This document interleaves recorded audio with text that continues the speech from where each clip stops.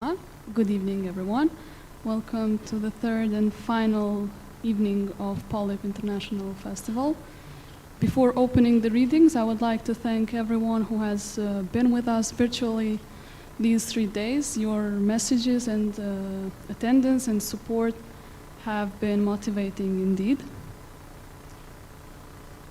Thank you, dear guests. Here we are, like in a closing night of the 10th edition of Polip. What to say, except we would like to sing like, wish you were here now, but we can't. However, we are sending lots of love through our online stream and hope to see you here next year. It actually just crossed my mind that we have been covering all kind of literary, political and social issues these 3 days. But we forgot to mention it that earlier in 2019 we invited Handke to this edition of Polip, and right after that the world started going down. If we thought it would have this effect, I think we would not invite Handke. I would like to, anyway, I'm not good at jokes, so I gave it a shot. Without further ado, I would like to introduce our first reader for the night. It's Nora Prekazi Hoti. Unfortunately, Nora could not be here with us, but we are happy to have the translator of the poems here, Mevlude Skuroshi. I would like to read shortly a biography of Nora, and I would like to thank her for sending us her poetry. Nora was born in 1986 in Mitrovica. She finished her BA of Ethnology in Philosophic University by the Department of Ethnology and Cultural Anthropology in Pristina. Nora has participated in many local initiatives in Mitrovica, has been part of organizing community poetry readings, and so on and so forth. You can go into our website to read more about the biographies of the readers. Please, Mevlude.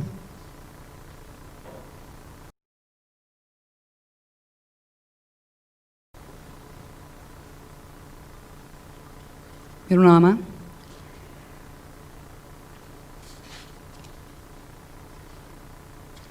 Poezia e parë e Norës titulohet Birit dhe të birit të tij. Bir. Mos u mjafton me identifikime përcaktuese si përfaqësore. As me një anë të ngjarjes, as njëherë. As me ideologji të përcjellura me eho fjalësh gojë pas goje. As me dogma të pareflektuara në kohë. Sfida e përjetimet të tua. Me rështruar vetën, kohën, hapin, rritën tënde. Bir. Thej për kufizimet së përfaqësore lokale, e gjithsesi edhe ato kombëtare. Shpalli luftë atyre gjinore, s'ka më burëri nëse pastron rrobat e fëmijëve të tu. Burëri e pastër është të përgatitur shujta me dashuri për të dashurit e tu. Jepi fjalën zonjës tënde. Mësoja mos dridhje në zërit vajzës. Bir. S'ka asgjë nga trendet, as të robave, e as të zhandreve muzikore, as të njerëzve që kanë famë në shkollë të mesme, as prej atyre ftyrave publike mediokër. Mos e beso se je qendra e kësaj bote. Mos e beso se gjithçka fillon me ty, e gjithçka mbaron me ty. Është mësim i rënd në një moshë të caktuar. Kur do ta kuptosh, do të çlirohesh. Duhesh fanatikisht me besuar jedhen, halkën tënde të zinxhirit, rrathët e përkryer, momentin e duhur, se shenjtëria e gjurmës tënde është vetëm aty. Ndonjëherë, lej vetën ta shijoj ndonjë limonad kinematografike hollywoodiane. Të gjithë bim prej e botës fiktive, ku për 2 orë, çdo gjë ka përfundim të lumtur. Djali e fiton vajzën, e të dy puthën në rriga të shiut, ose në përëndim të artë djelit, por jo në jetë reale. Përfundimin e lumtur duhet ta kërkosh e të punosh për ditë për të, duke e ditur se jeta ka vetëm momente që duhet i koleksionosh si gur të çmuar, e ti mbash me krenari në një gjerdan të te dukshëm. S'ka asgjë të keqe nëse ke nevojë për glukozë mendore, llafe të futura kot, të qeshura të egzageruara. Valc në mes rruge me personin e duhur. Mos bjerë prej e syve të tjerë, ti shi vetëm me të tutë, e me ata që duan të shohin atë që sheti. Mos i duaj asnjëherë kopet, mendimet që golltiten të papërtypura, njerëzit që menjëherë bindën, njerëzit që ndorojnë qasje kur e kanë mundësinë. Frigohu nga ata njerëz pa hije, e pri hijeve krejt pa njerëz. Mos u beso atyre që nuk kanë asnjë lloj gjahu për mbrenda, ata që nuk i gryen asgjë, asnjë copës melodie, fjale shkruar prej gjaku, apo copëza ndjenje shfaqur me ngjyra. Mos ec me ata që ecin për herë në rrafsh me taka dystabanësh.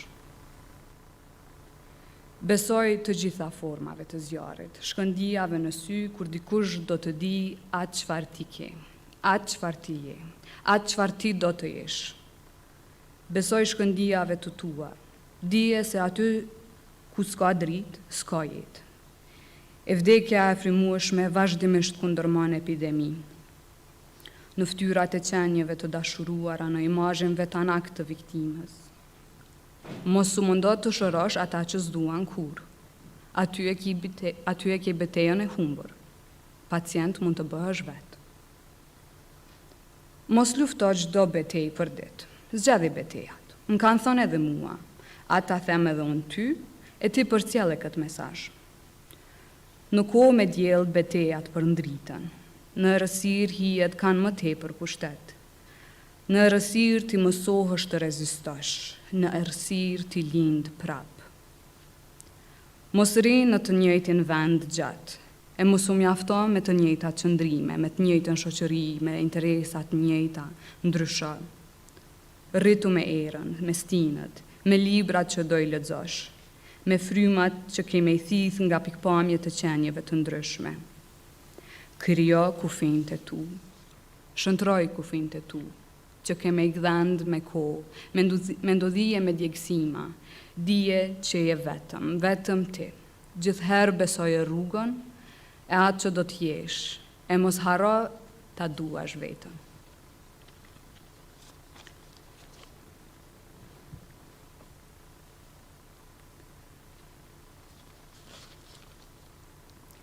Vëlla, gjithë ke qenë i madh që 13 vjeç, kur ke fillua me mësua punën e me përvetsua zanate. Ta ngasje bicikletën BMX me një rrotë e të bëje akrobacione në lukt ibrit me skateboard, me farmerkat shqyera e me kachurele që s'tu bindën kur, zemrën e butë, e zonin e rëndë, si të gjithë ne. E për mua edhe atëherë, edhe tash, gjithë i madh. Me smeje e te kishte largësi malesh, fushash e luginash të perceptimeve. U rritëm në 2 botë, para dhe pas luftës. E ti, për mua, gjithë i madh. Ti ke ujditë e tua, i ke besimet e tua, hesapet e tua, e llogaritë që i ke bërë për të gjithë ne.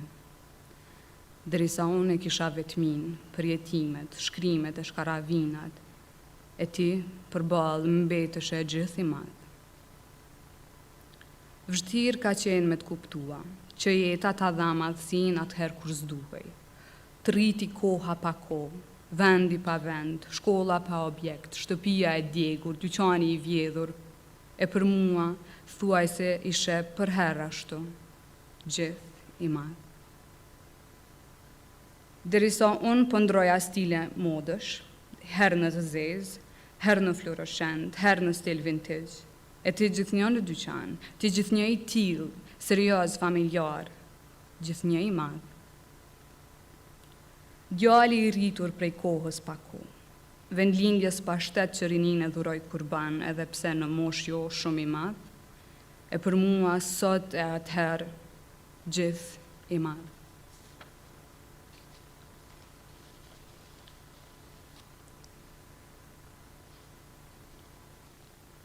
Busulla morale. Ka diçka krokat se kur dikush frymon nga bushëm. Është një tingull I zhurmshëm kur fryma shkon dëm. Edhe kur fjalët vjellën, edhe kur gishtat drejtohen pingull. Edhe rokullisjeve në ajër. Ka diçka jashtëzakonisht të gabuar në ato rropatje të patakta. Se për me gjetë vijen mes është udhë gjatë. Për me gjetë rjedhen e pikave është tretje vazhdueshme. Për me arrit një rrezillok, duhet ndezë e shuar disa herë. Se me u pa në sy me dritën, me u përthith prej saj, duhet pasur frikë e dëshirë të vazhdueshme të cilën e ha si shujt të preferuar. Për t'u lirua, të tërsua e për t'u shndrua në qenje të tejdukshme përballë atyre pa busull morale.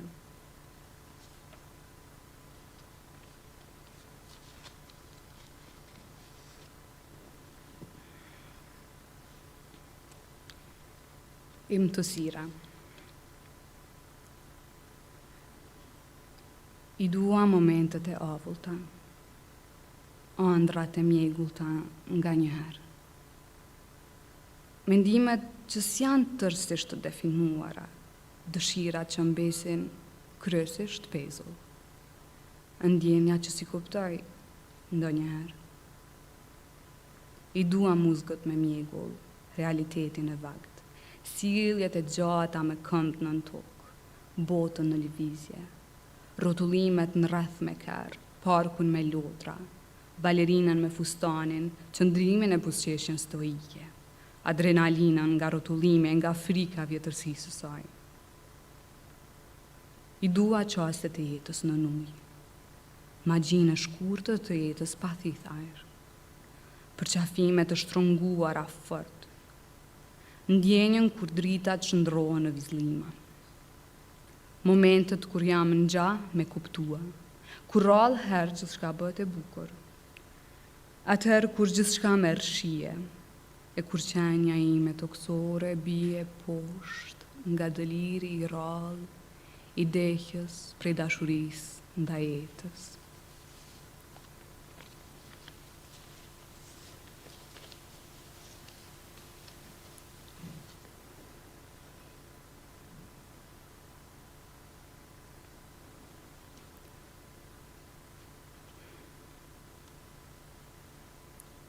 Ne jemi fije perje e thurur në avlëment, grumbull andrash fëmiris dëftuar në pijama të buta. Jemi copza fjalesh e shprehisht nanave, sall kërkesa, sall dashuri, sall dëshirë. E dëshpëruar për të rritë e për të qenë si duhet.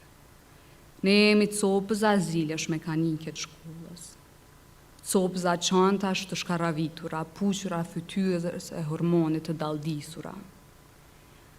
Jemi copza dëshirash për superherojnë.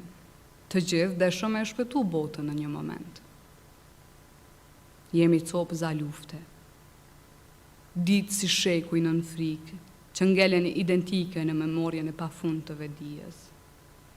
Ne jemi copza takimesh dashurie, lëngim për prekje, nuhatje lëkure, rrëzëllim fytyrash. Jemi copza ftohjesh, Iliaqesh, e lëngimesh në shtrat duke pritur ditë me diell. Jemi copza shujtash të përgatitura me delikatesë, mëngjes, darkë, drekë, ditëlindje e martë. Jemi copza kremtash në përvjetor. Jemi copza vegimesh, ankesash, vajesh, kujtimesh, gabimesh, lutjesh, fjalesh, të qeshurash deri në kup qiellit. Fragmente, fragmente njerëzish, si dhe euris për të dhane për të marë.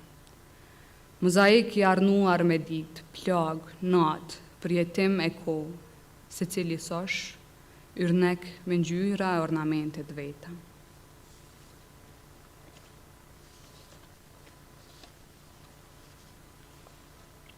Edhe poezia e fundit, 3 vjeçe. Të njezetat janë topat me vizlimat të diskos. Të njezetat janë njerëz. Njezetat janë akullore jogurti me fruta mali. Njezetat janë dje me flok gjatë. Njezetat janë uri. Njezetat janë kauq të prishur e me leqe alkoholi e vrima cigarësh të shymura anash. Njezetat janë fustan një linjë të verës. Njezetat janë pak fibra e shumë glukoz. Njezetat janë plot lot e likuide të tjera trupore të derdhura në banjo. Njezetat janë djem me flok shumë të shkurtë e fytyrat padala ndjell. Njezetat janë plot me grupe muzikore jo të famshme. Njezetat janë sprej hidratues i fytyrës. Njezetat janë maraton dëbor me take veshur. Njezetat janë plot me librat rrallë e jo mediokër. Njezetat janë pak shtresa, teshash e shumë dëshirë për prezencë. Njezetat janë plot shenja qafës.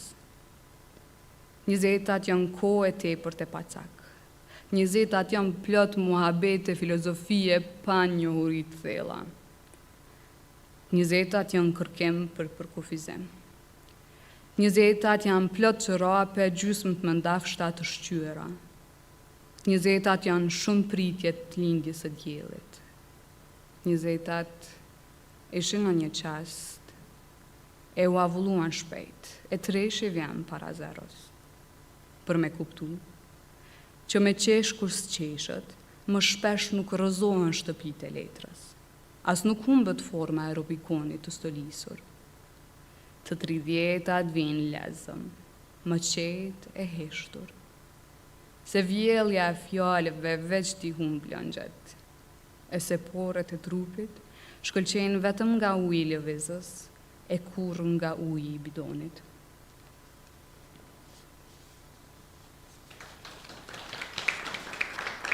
Faleminderit.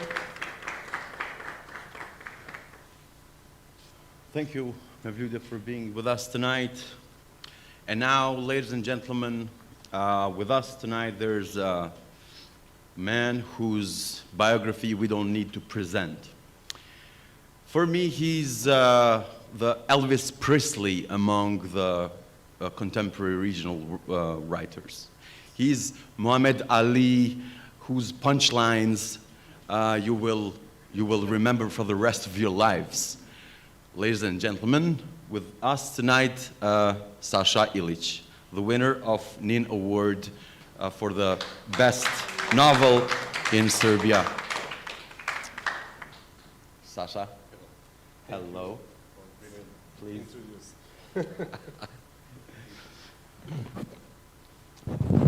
Sasha, I didn't prepare I didn't prepare 10 questions. 10 questions? No, I didn't prepare 10 questions. I only need, let's say, an honest answer in this one.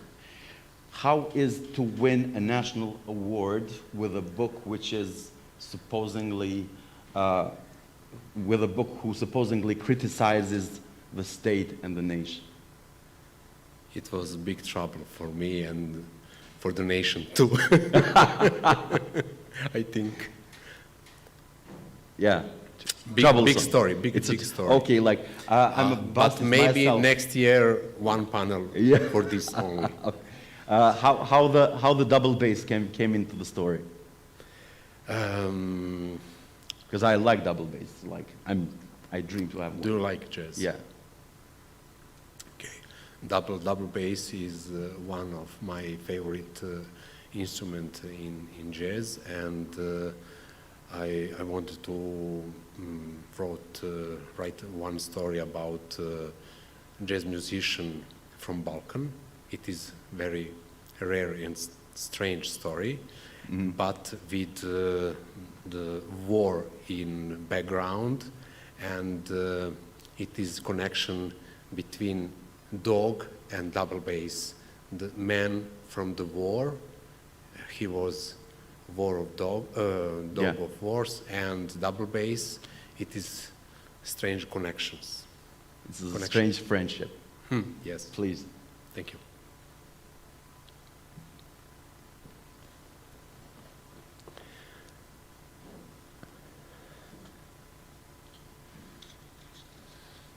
I will read a really small part from the novel.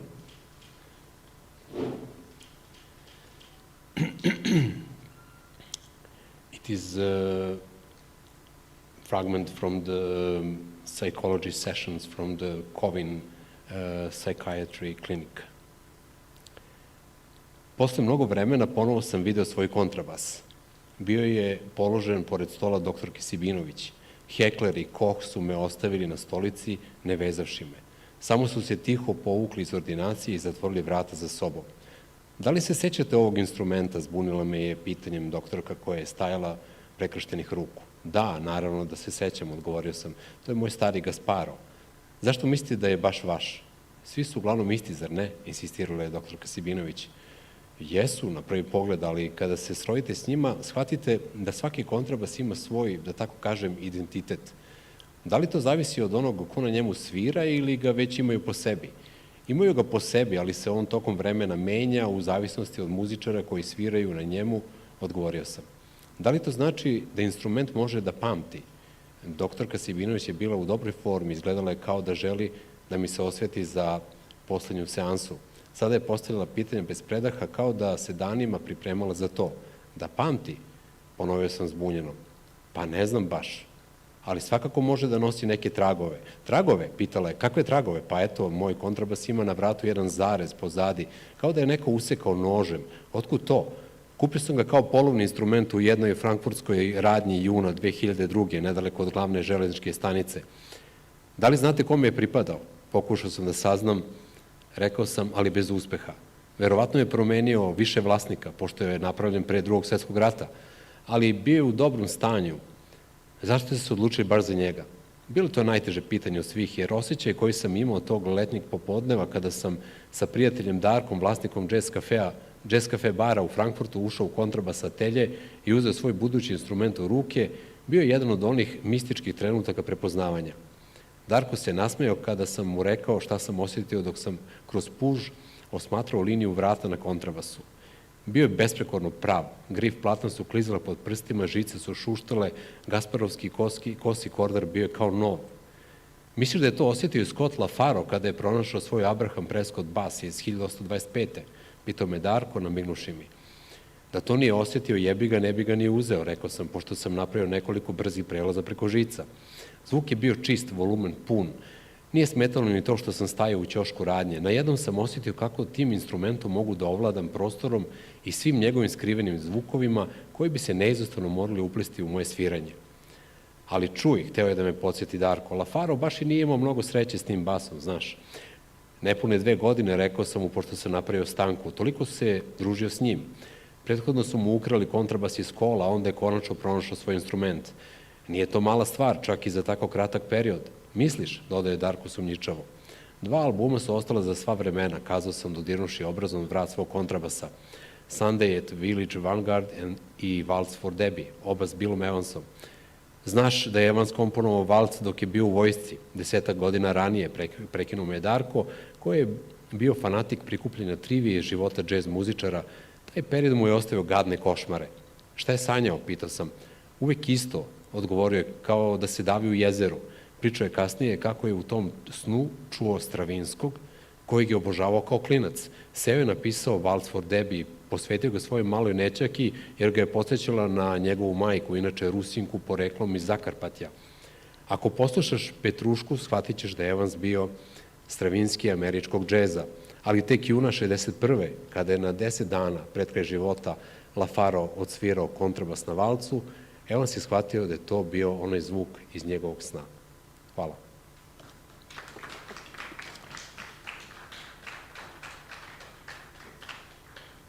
We have the pleasure to have the next writer here with us tonight, Artrit Bytyçi. He's from Kosovo. He has an MFA in creative writing from the New School in New York City. His background in biological sciences influenced how he sees the world. He tries to approach art with an experimental's curiosity. To date, he has been a co-host of Rooftop Readings NYC, a seasonal reading series. His works have appeared or are upcoming in the 7th wave, handwritten works, Dr. Dr., Kosovo 2.0, and so on.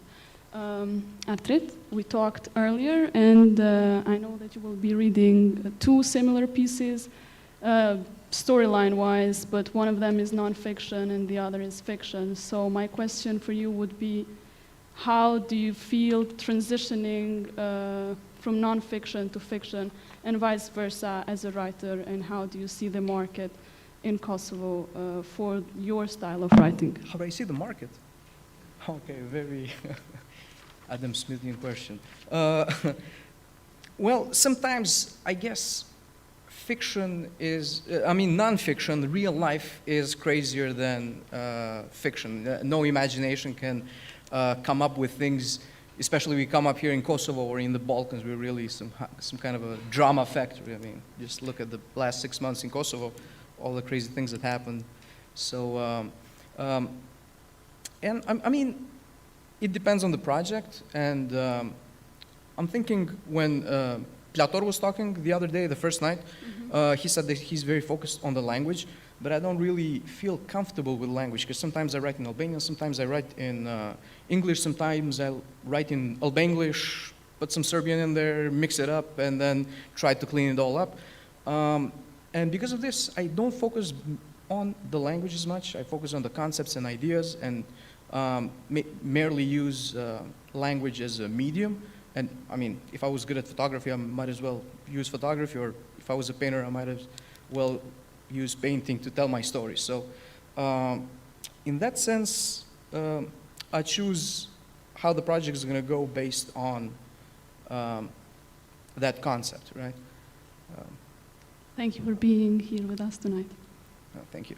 Oh, and so, just to clarify, in the Jeton publication, there's a fiction piece, but I'm going to read a non-fiction piece tonight.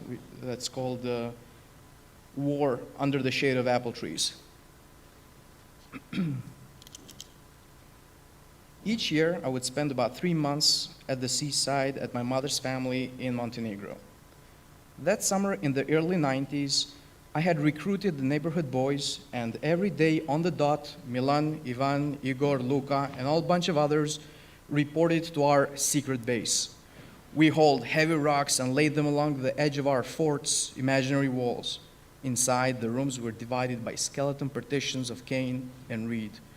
We used a rusted laundry machine drum as our stronghold's fortified gate. We would roll it over every time we wanted to enter the compound.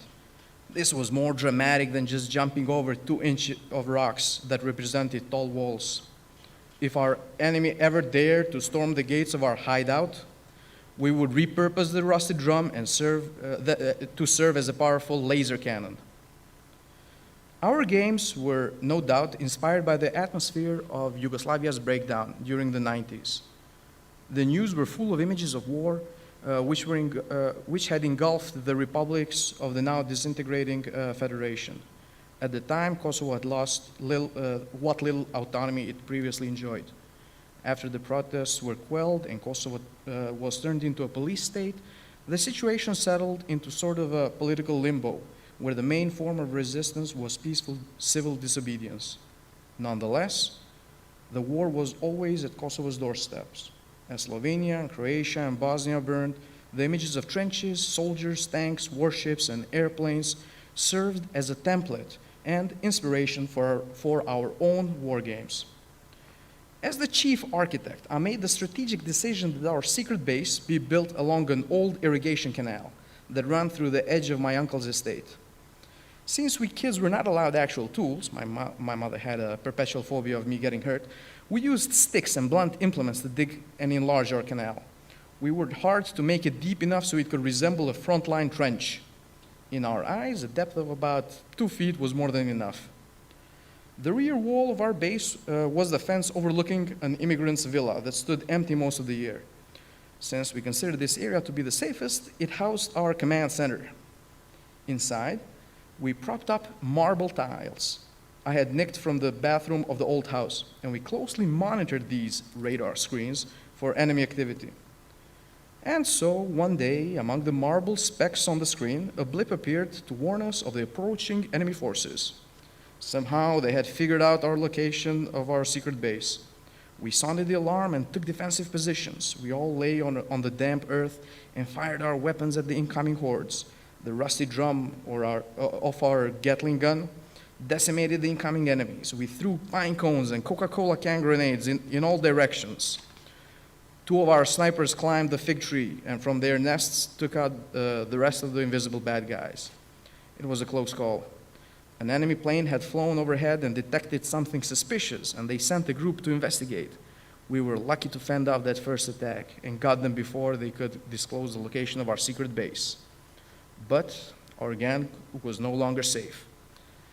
We found out that soon the enemy would launch a rocket with a spy satellite. We had to act fast, take the fight to our enemy, and destroy that rocket before it launched. The period of peaceful resistance was over. We were now on a warpath. If we were ever going to have a chance against our enemies, we had to come up with better tactics. This meant I had to renew my video club membership and make use of their rent 3 and get 1 free promotion. And so, for the sake of research, I invited my gang to spend afternoons at my uncle's living room. We sat on the floor and parked our asses next to the tower of VHS tapes, turned on the TV, and started getting irradiated with heavy doses of action movies. My favorite was Terminator 2, Judgment Day. When I first saw it, I was the exact same age as the character, John Connor, who in the future was supposed to become the leader of the resistance against the machines. One scene always stuck with me. John was chased by a police officer through a long hallway. Just as he reached the door, through a rough-looking biker emerged. He was played by Arnold Schwarzenegger. The outlaw pulled a shotgun from a box of roses, and that's it, I thought. John Connor's a gunner for sure. And then came the twist. The biker shot the policeman, who turns out was a shape-shifting robot sent from the future to kill John Connor. The outlaw, dressed in black leather, was a technologically inferior robot, also from the future, sent to protect John Connor. It shouldn't be surprising that the movie's villain, dressed as a policeman, helped me relate to the movie. The imagery and symbolism was particularly well suited to appeal to a kid growing up in Kosovo during the 90s. At the time, the Yugoslav military and Serbian police were part of Slobodan Milosevic's machinery of repression towards the Albanians in Kosovo, and so it was easy for me to see that robot dressed in a police uniform as the villain. On the other hand, Arnold Schwarzenegger represented an underdog rebelling against an overpowering police force. I knew what I had to do. If John Connor had the Terminator to help him, that meant that I also needed to find a powerful ally. Since it was difficult to find a pet killer robot, I had the next best thing, my uncle. His muscles rivaled those of Schwarzenegger's. He had a black belt in karate and brown belt in karate and black belt in judo. His many championship medals were a testament that he could be an equal contender for the title of the world's best roundhouse kick to either Chuck Norris or Van Damme. I don't know if you guys are getting these action movie names. My uncle was also already my protector, role model, and mentor in shenanigans. And above all, since I was his favorite nephew, he could never say no to me. And so I slowly recruited my uncle to help me arm up and train my band of ragtag mercenaries to wage my child's war. I spent entire evenings designing special weapons inspired by the action movies. I kept up all the blueprints in the top secret folder. The next day, I explained the designs to my uncle, and we embarked upon a quest to find suitable wooden planks left over from some old construction job. I had my uncle load a wheelbarrow full of latest models of wooden guns, and we pushed it through our secret base. A Magnum was a dark piece of wood with a short stub for its handle. A shotgun was slightly curved, fat branch. Uzi and Scorpion had little stumps bulging from their sides. Bazooka was fashioned out of a thick PVC tube with a string attached to it. Pine cones and soda cans and rocks were grenades. Cane sticks and slim branches are dynamite. And plastiline Play-Doh are C4. The battlefield where we fought most of our missions stretched throughout the area shaded by the apple trees. The vegetable garden was difficult to access because of the wire fence that encircled it. To enter the chicken coop required we use special equipment such as gas masks and biohazard suits. The meadow on the left we called Vietnam because of high grass reached our waists and reminded us of action movie scenes like those in Rambo 2 and Missing in Action. This area was declared forbidden zone by my mother. Here, snakes roamed freely and could bite us at any moment. Walking through high grass, the imaginary bad guys were least of our problems. The deadly venomous snakes were the real and present danger. In case of a bite, we all knew how to use a shoelace to tie our hand or foot above the bite and have somebody run to call the grown-ups. Somehow this thrill and fear of getting bitten made our adventures more intoxicating. Beyond the meadow, there were 2 cherry trees. This was the base of our imaginary enemy. The satellite in question was to be launched from here. The taller tree was the rocket we had to destroy. But before we could proceed with our grand mission, we needed one last member of our team. Ivan the Tiny was our explosives and demolitions expert who loved to play with a defunct lighter that barely even sparked. He was captured by the enemy during one of our routine recon missions, which is to say he came to play with us one day without letting his parents know and was now grounded for a week. But his absence only galvanized us to meticulously plan and execute his rescue. The outpost from where our friend was held, the vegetable garden where we were forbidden from entering, had the most advanced sensors and alarm systems. It could detect our advanced weapons from miles away, and so we could not approach it. For a while, we wondered if such a complex mission could be completed without all the guns blazing. The mission required us to stealthily venture into the dangerous wilderness of tomatoes, peppers, eggplants, leeks, and onions with a minimum amount of gear.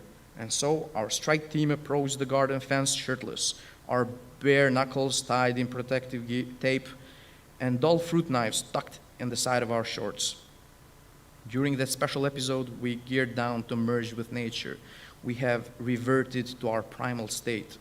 That is, until my aunt, who was watering the garden, saw us sneaking by and decided to shower us with water hose from a distance. Retreat, retreat, retreat! And so our purification process before the big game was now complete. Oh, and the story continues on and on till we accomplish our big mission. Thank you.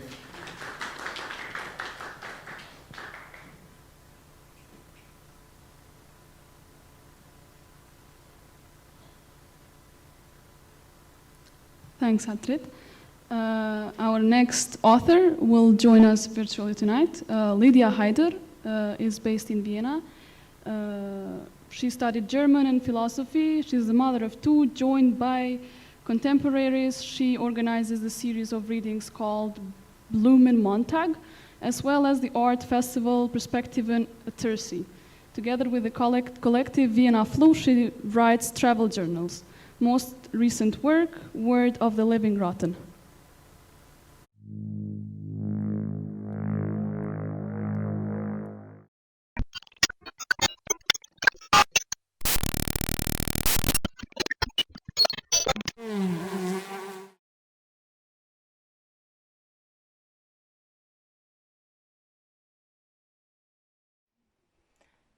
Hello, Polip. Hello, Pristina.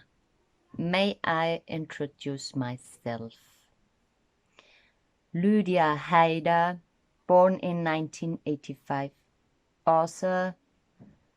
authoress, based in Vienna, head sermonizer of the music band Gebenedeit, studied German and philosophy, is the mother of 2, joined by contemporaries. She organizes the series of readings called Blumenmontag, as well as the art festival Perspektiven Terci. Together with the collective Wiener Krippe KW 77, she writes travel journals. Most recent work, Word of the Living Rotten, Chance to Exercise, 2020. In der Gelände. Wahrlich, fuck you, du Sau, bist du komplett zugeschissen in deinem Leib drin. Oder Zehrung, Reiser, Rosi, ein Gesang. Da werden noch einmal andere Zeiten kommen, ganz andere, furchtbare, die uns alle zurückreißen auf den Boden der Realität und hinunter in den heiligen Pfuhl. Also hör dir an, was eine Erleuchtete zu sagen hat und schweige. Ich weiß wohl, dass du diese Scharlatane auserkoren hast, dich zu leiten, dir und deinesgleichen und deiner ganzen verbrunsten Familie, die dich erziehen hätte sollen, zur Schande und zum Verruf. Doch solches gehört sowieso verrufen. So eine Schastrommel wie du gehört fest angeklagt, mit hoch erhobenem Finger geschimpft und gescholten, damit dir das vergeht. Ich bin das Brot des Lebens, du lächerlicher Einfallspinsel. Wenn du das nicht siehst, kannst du gleich aufstehen und umdrehen und mit dem Kopf ein paar Mal gegen die Wand da laufen. Hinrennen auf das Betonwerk ganz fest, damit es dir dieses Dämliche heraushaut dabei. Ja, sei doch fest froh, du Wappler, dass ich dir sage, was hier passiert. Ja, Halleluja. Der Odem des Allmächtigen fehlt hier anscheinend in seiner absoluten Form und total, so soll es wohl sein. Und ich werde dich ebenso aufzurichten vermögen und dir ein Beispiel geben, damit du erkennst. Das ist wie mit diesen Flipflops, die die Leute anziehen, als wäre es normal, so etwas anzuziehen. Doch in Wirklichkeit ist es ein Skandalon, solche Schuhe nur anzuschauen, geschweige denn anzuziehen. Die machen ein Geräusch beim Gehen, das dem guten, dem rechtens denkenden und hörenden Menschen das Inwendige auswendig werden lässt, als schlage ein unfester Schwanz gegen eine Mauer in ständiger Manier und entgrenze sich in seiner Art unbeholfenstem Pfusch. Ja, jemand, der so etwas anzieht, da kann ich nur sagen, dass da etwas ganz und gar im Kopf nicht stimmt. Bei solchen Rennen unweigerlich ein paar Räder im Dreck und sie versauen mit ihren Geräuschen das gesamte Hörfeld unverschämt, ausgeschämt. Eine bodenlose Frechheit, diese Flipflops, und alle ziehen sie an, als wäre es seit jeher so gewesen, Alte wie Junge, und vermischen dabei das unschuldigste Hören mit einem zu ihren Gehgeräuschen nötigenden Lautfusel, ihrem missbildeten und unfähigen Schuhwerk geschuldet, was so dann alle wehrlosen und dieses Schuhwerk verachtende Menschen mit anhören müssen, ständig und immer wieder, weil ja alle nur mehr mit solchem Plastikmorast an den Füßen herumlaufen. Missbraucht werden wir alle mit ihrem Gehen, dass wir ihnen nicht verbieten, dass da Gebäude und zwängt, wie es will, und immer wieder rufen wir solch Leute zusammen und sprechen zu ihnen in Gleichnissen, denn wie kann ein Satan den anderen austreiben, das fragen wir sie, und sie wissen es natürlich nicht, doch wir wissen es und tun es auch, dass der Arge zertreten wacht und sich vertrollte, aber sehr flott, und solchen, die das nicht kapieren, denen schieb ich eine an. Die kriegen von mir an, das was rein, ja, das sag ich dir, und ich will dich und deine Mutter, die dich geboren hat, in ein anderes Land treiben, das nicht euer Vaterland ist, wenn ihr das nicht kapiert, und ihr sollt da selbst sterben. Ihr Verräter, all diese Verräter werden das, da gibt es keinen Weg vorbei, das ist eine Sackgasse. Wenn du nur ein bisschen vermögend bist, erkennst du diesen schlechten Witz, der sich noch viel drastischer auswirkt, als ich hier darzustellen vermag. Da rauchst du die Zigarette stilecht wie ein Cowboy, und es bringt ja auch nicht so geschissen, wie du bist in Wahrheit.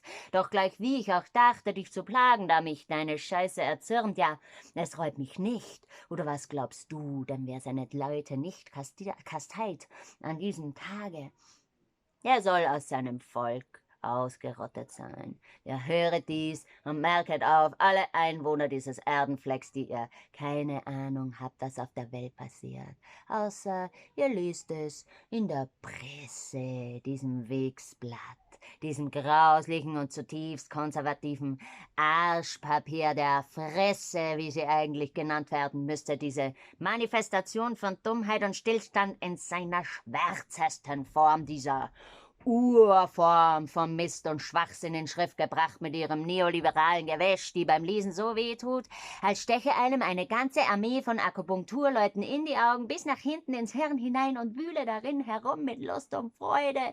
Da brauchst du nur einmal in das Publikum hier schauen, ja, auf die Presse.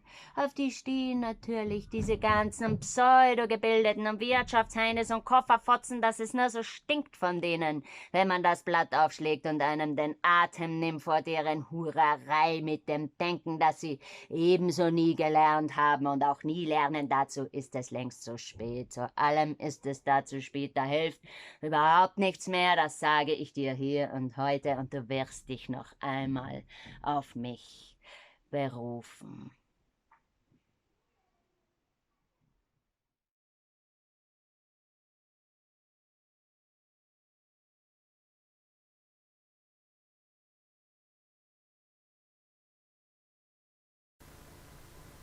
Thank you, Lydia, and if you're watching us, a special thanks for reintroducing yourself and spelling correctly all the German words that I killed. Our next author will also join us virtually. Dimitris Liacos is the author of Poena Damni, a trilogy, so far translated into 17 languages. The trilogy is one of the most widely acclaimed and best-selling works of contemporary European poetry. Dimitris has been mentioned as a candidate for the Nobel Prize in Literature.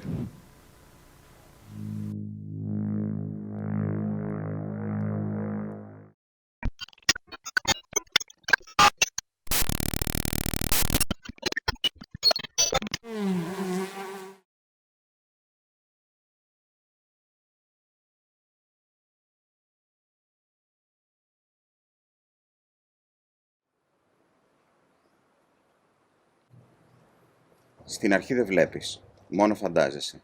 Ύστερα νομίζεις πως βλέπεις. Απλώνεις με το μυαλό σου μια έκταση όπου ακόμα δεν φαίνεται τίποτα. Σκέτος χώρος, ομίχλη. Ύστερα απομονώνεις ένα κομμάτι για να ξεκαθαρίσει το τοπίο στο πεδίο του βλέμματος, μέχρι εκεί που μπορείς να ξεχωρίσεις ένα-ένα αντικείμενα. Όσο κοιτάζεις πιο πέρα θαμπώνει, και όσο προχωρείς τα όρια πηγαίνουν πιο πίσω. Ύστερα κοιτάς από το παράθυρο δίπλα σου, λίγα μέτρα και λίγο πιο πέρα, και βλέπεις να ταξιδεύουν.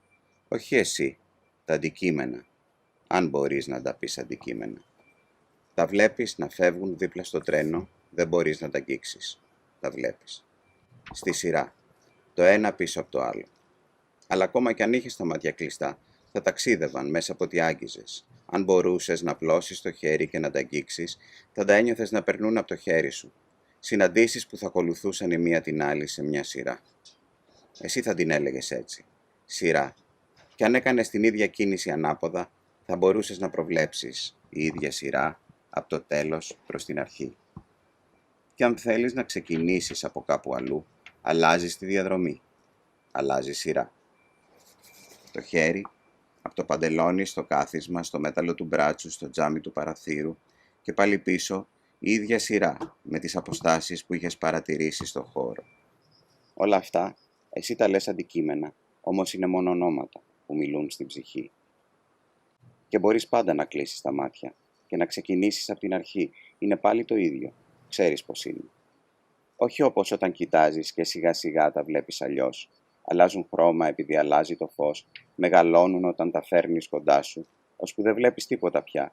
Χάνονται, μπαινοβγαίνουν συνέχεια από το φως στο σκοτάδι. Τα ξεχνάς στο σκοτάδι και τα περιμένεις στο φως. Και τώρα που πάμε μες στο σκοτάδι, κοιτάζεις και περιμένεις να δεις τι θα βγει από εκεί, όσο πηγαίνουμε. Γιατί ξέρεις κιόλας πως ο ουρανός είναι εκεί, ακόμα κι αν είναι σκοτάδι, ακόμα και άδειος. Όπως ξέρεις πως και η γη από κάτω σε σπρώχνει μπροστά. Τη σπρώχνει ο τροχός και εκείνη τον σπρώχνει μπροστά. Αν μαλάκωνε λίγο θα κατεβαίναμε μέσα της. Ίσως πάμε να κατέβουμε κάπου. Ίσως όταν φτάσουμε εκεί, στον ορίζοντα, αυτή η επιφάνεια να μην είναι και τόσο σκληρή. Πάμε όλοι μαζί προς τα εκεί, με το τρένο που αλλάζει το φως και παίζει μαζί του, το φως που αλλάζει παίζοντας πάνω σε κάτι που φεύγει. Που αλλάζει μορφή, επιφάνεια που μετακινείται. Και ο δρόμος ανοίγει καθώς πλησιάζουμε, ο δρόμος ανοίγει άλλο δρόμο για να μην αναγκαστούμε να σταματήσουμε. Μια πόρτα συνέχεια ανοίγει μπροστά μας.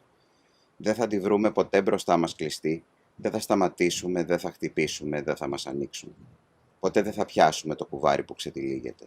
Θα τυλίγει και θα ξετυλίγει μπροστά μας τις άκρες του. Θα το βλέπουμε, σκοτεινό σημείο, μακριά και μπροστά.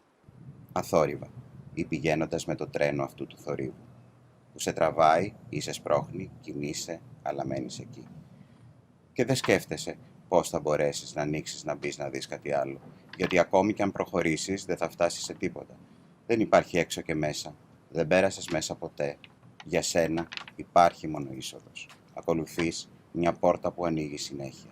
Όμως δεν είσαι μέσα και φυσικά δεν υπάρχει τρόπος να βγεις.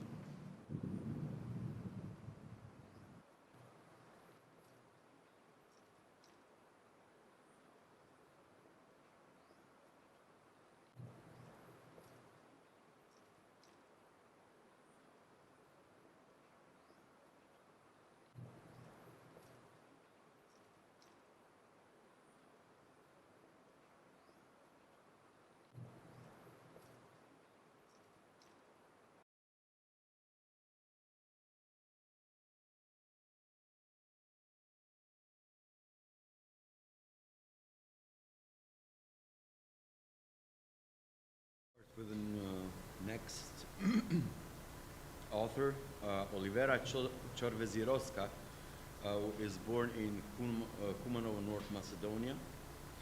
She is a laureate of many significant awards in Macedonia, while for her collection of stories, Interwoven Stories, in 2003, she was awarded the Stale Popov Prize for the best prose, which was presented by Society of Macedonian Writers.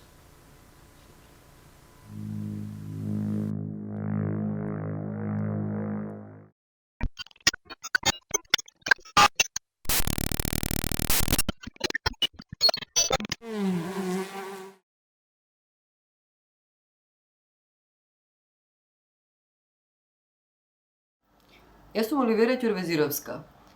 Na sebe gledam kako na prozaist, iako v životu sam pišuvala poezija, literatura za deca, romani za deca i za возрастни, aktivno работам и književna kritika od svojite književni početoci do den denes, no sepak smetam дека мојот венчален книжевен жанр е и ќе биде расказот.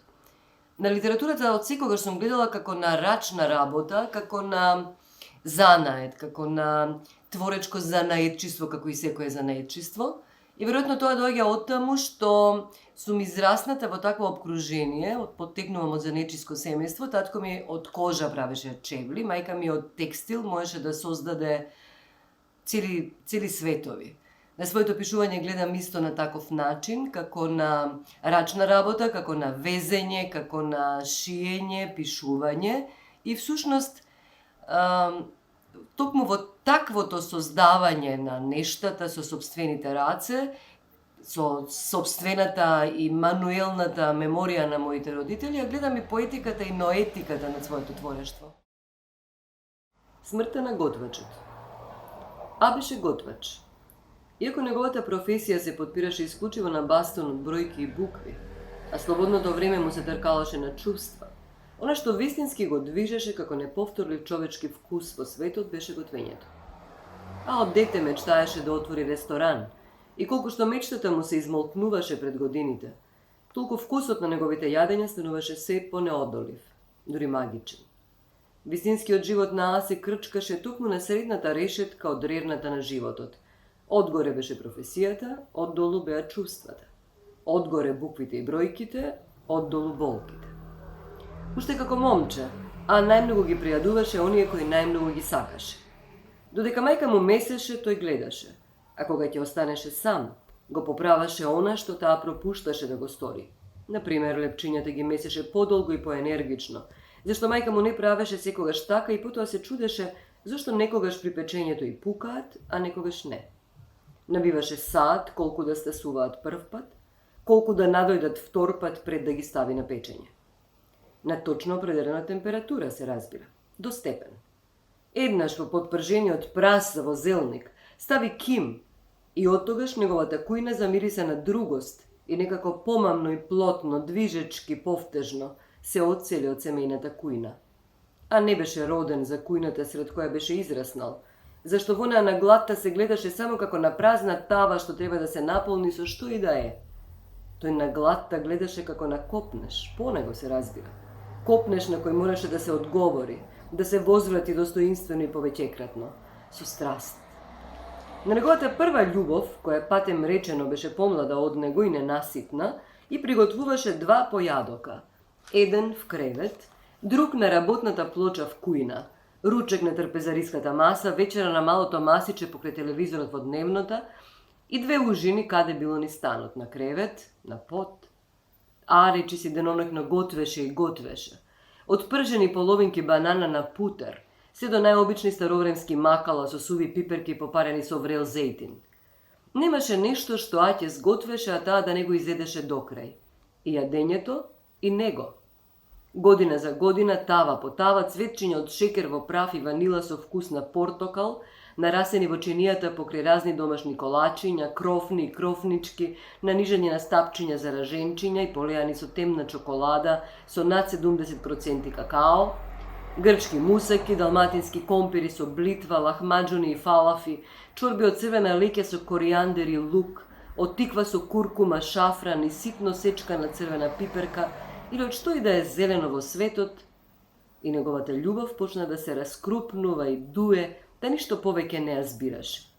Трудна од стрвост и ненасит, таа можеше да раѓа само нови и нови рецепти, комбинации, преливи. Никогаш ништо друго.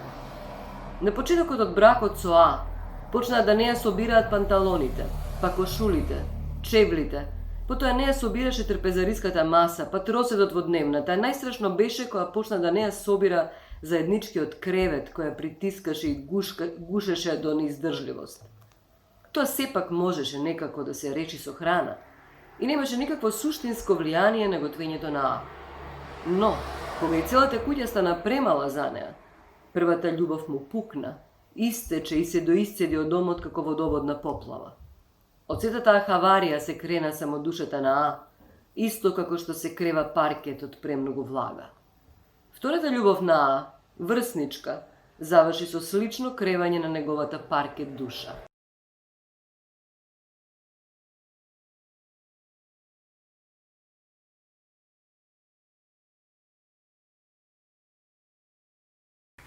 Oh boy, I got hungry from that food. Okay, we continue with the next author.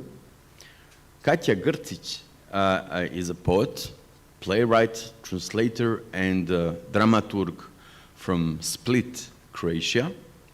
She got 2 books of poetry and short prose published, Load-Bearing Walls and Summer 2018. Her 3rd book, Letters to Zita, is announced for 2020, both as a book and as a theater play. For you, Katya.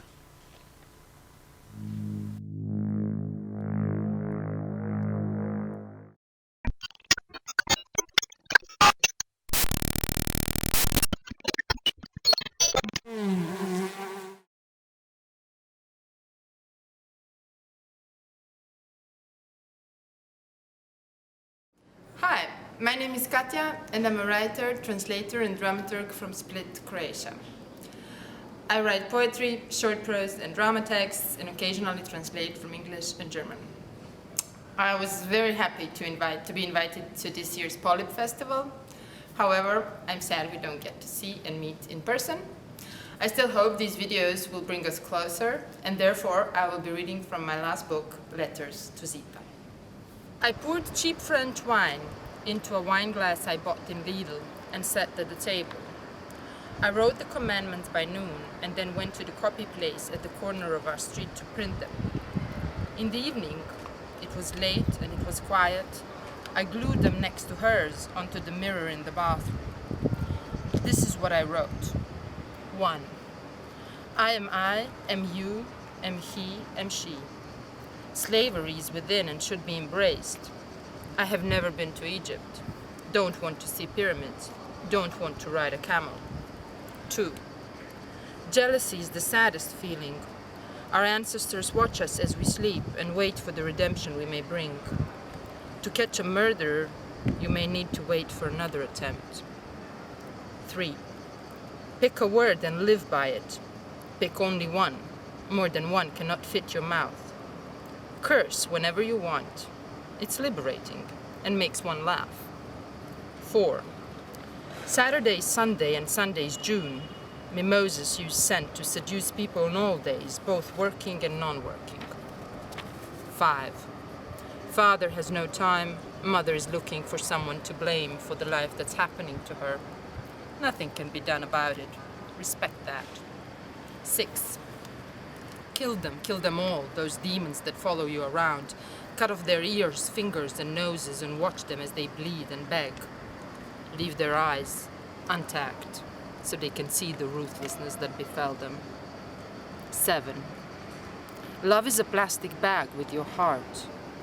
Weight it so you can use the right measures when the sun enters Taurus. It needs to stay al dente and simmered on low heat, get the color of dandelion. 8. Steal somebody's shoes in a dream and bury them in the garden, then wake up in cold sweat as they broadcast your picture on TV, announcing to the whole world that you are a criminal. 9. When your mother calls and asks if you eat, say sure. When she asks if you smoke, say no. When she asks how you are doing, say fine. 10. Don't hang out with people who only contemplate on what to wear. It's a road to hell, and it's not even paved with good intentions. In the morning, my commandments were torn to pieces and thrown into the basin. With lipstick number 21, Rivoli, I wrote a pathetic message on the mirror. For the love of God, Zita, please come back. Afterwards, the shadows disappear. Just like the sound of water and all the apparitions that enraptured me. Wherever I go, I see letter Z walking towards me. I smoke more than usually, sleep less than usually, eat more than usually. On Saturday, in a local club, I'm dancing with a retired captain who has no hair. He's screaming in my ear, "Not a fan of Pink Floyd? What you mean by that?"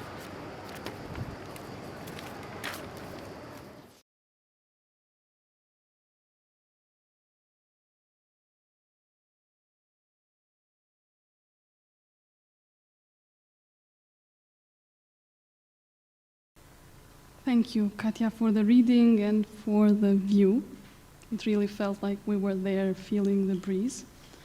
Our upcoming writer, Craig Chisholm, is a writer, poet, and researcher based in Belgrade, where he is an MA candidate at a joint degree program between the University of Belgrade and the University of Graz. He studies the effect of the Belt and Road Initiative on labor conditions in Serbia. He was the book review editor at the literary arts journal Gigantic Sequence. Before moving to Belgrade, he co-hosted summer workshops at the Marxist Education Project in New York, formerly the Brecht Forum, on the relationship between literature and revolutionary movements.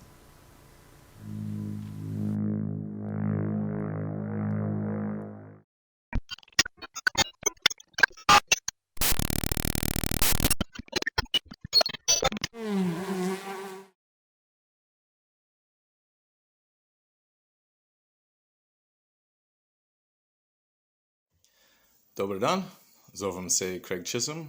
I'm from New York and living in Belgrade. First, let me say thanks for having me.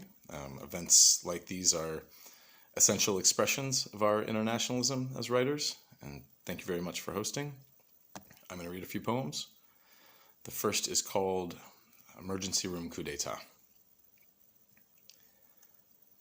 Alone in a land only days away from martial law and mandatory curfew, half my face fell suddenly numb. No pins, no hatching of 1,000 crickets down the skin. It just gave up, hardened and resolute as a man just released from prison. I chewed a street breakfast with the other side of my mouth and went looking for a hospital. Lumpini Park was dotted with flowers and urgency and plastic tents and pamphlets in English for journalists. Over tea and music, I scribbled useless notes.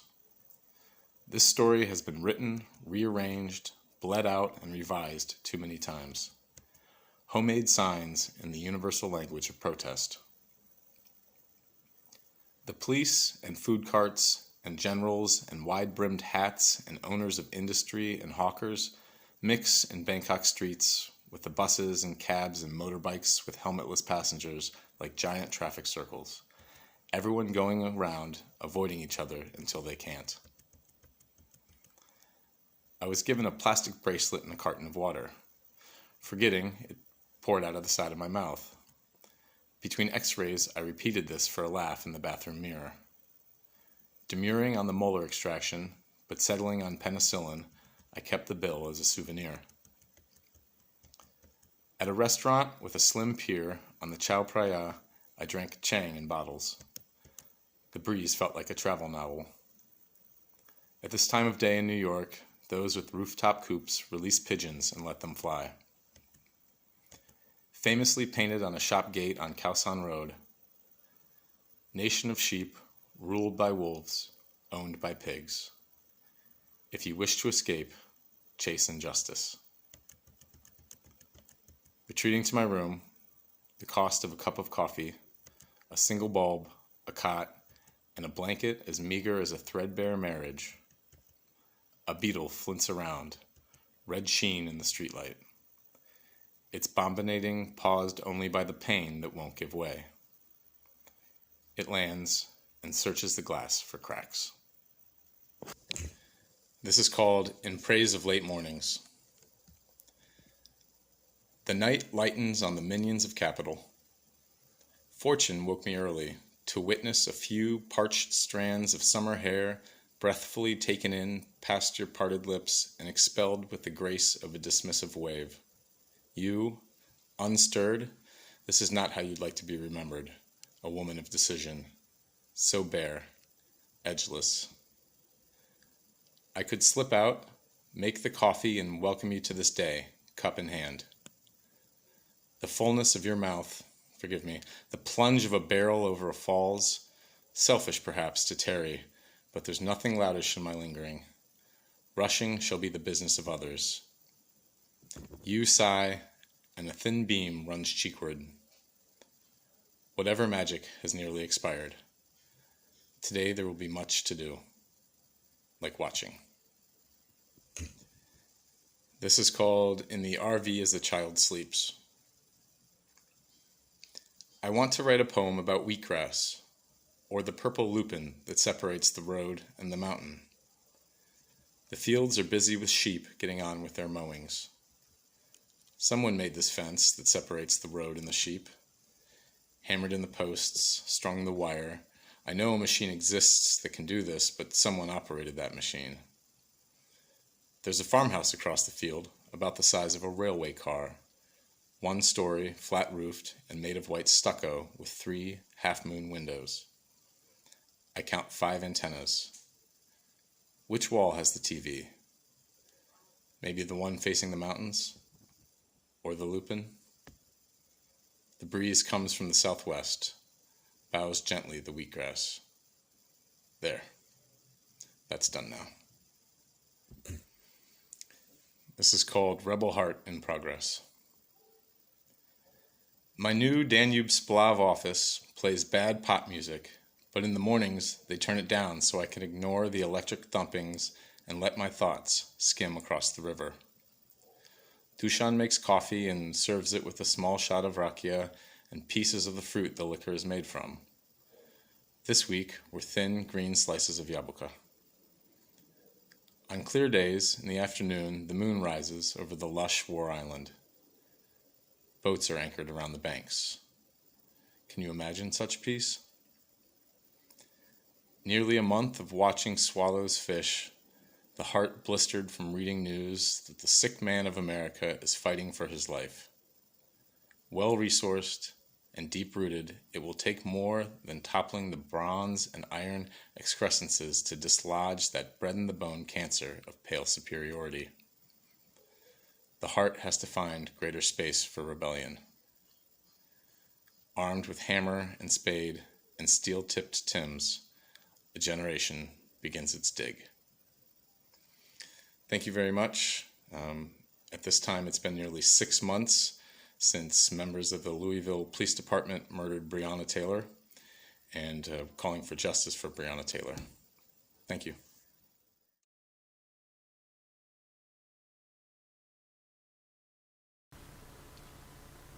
I'm proud to present our very last author, who, again, doesn't need to,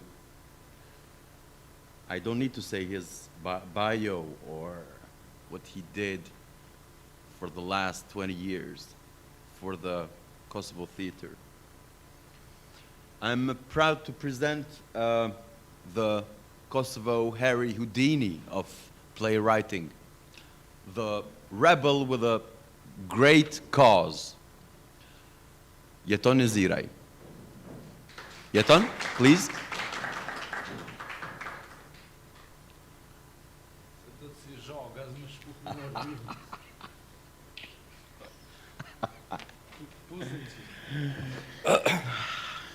Jeton, I'm sorry. I'm sorry I didn't print the questions you sent me to ask you, but okay. All right. We do it offline. Yeah. Jeton, what you will read for us tonight? I'll read two short, well, they are not poems, but scenes from a play called The Internationals, or the original title was Carla Del Ponte drinkt in Pristina einen Vanilla Chai Latte, so a German title. It's from that play, and usually when I don't know how to name a play that is a drama or a comedy, then I just call it post-dramatic play. So that's a term I use for, things that I don't know how to name it. Yeah. So it's a post-dramatic thing, so very serious. It'll be in Albanian, I assume. I'll read in Albanian, and I suppose there is a English translation. The first one is the ballet thing. National Ballet of Kosovo? Yes. I'll leave you. That's it, okay. You're there to ask more questions. Baleti kombëtar I Kosovës. Balerinëve të ri të trupës baletit Kosovës në Kosovën e pas luftës, ndër të tjerë hapat u mësonte edhe Eleznikçi. Eleznikçi përpos mësues baleti, ishte edhe truprojesh presidentit Kosovës Ibrahim Rugova, I njohur edhe si pacifisti e gandisti I Kosovës. Eleznikçi vinte një herë në javë në studion e baletit nga rezidenca e presidentit Rugova. Hynte në sallë, përshëndetej me balerin të rinj, jelekun antiplum belenti mbi tavolin, e revolën e vartit e varsi e rrobave. Dhe pastaj, I lirë, pa peshën e revolës e t'jelekut antiplum, vallëzon të bashkë me nxënësit balerin. Hop 1, hop 2, piruetën tani. Dhe vallëzon të Eleznikçi si dikur para viteve 90, para se Milošević tash bënte trupën shqiptare të balet në Kosovë. Hop 1, hop 2, piruetën tani.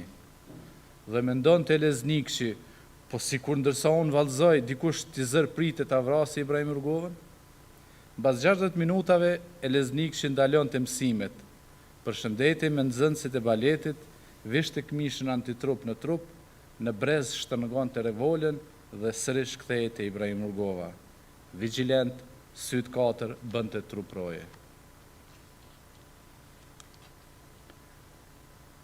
Zonja e trishtuar gjermane ha qipsa dhe shikon televizorin. Në një ditë vjeshte me shi, zonja e trishtuar gjermane hante qipsat njelmt dhe shikonte një film Hollywoodi që e kishte rrëmbyer të tërën, bashkë si djallit pa shpresin. Një film science fiction ku gjërat të tmerrshme po ndonin.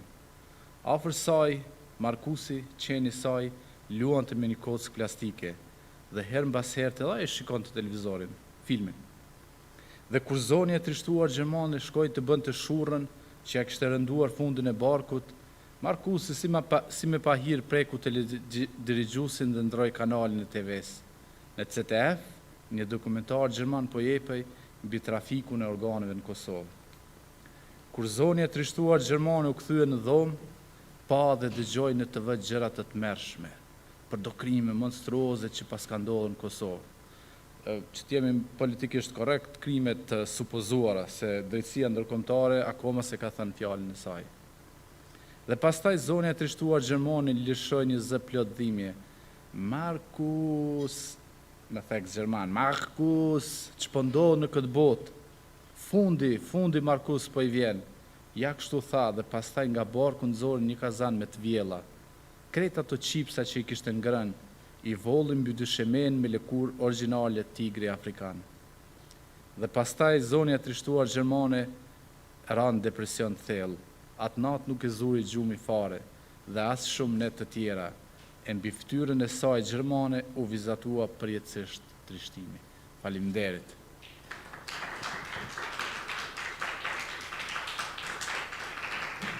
Sasha, hoćemo zatvoriti nekako.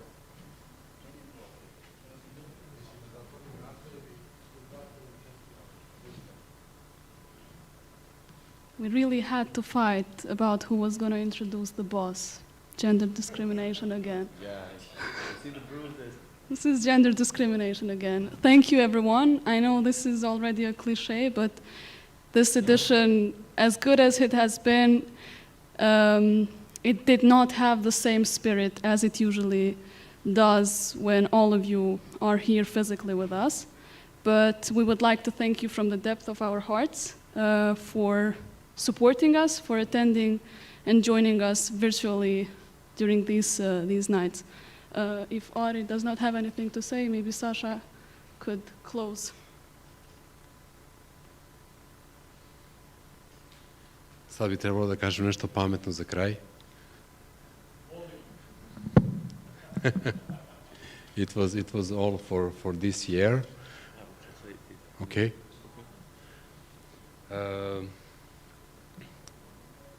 Drago mi je da smo uspjeli da održimo 10. jubilarni festival Polip ove godine.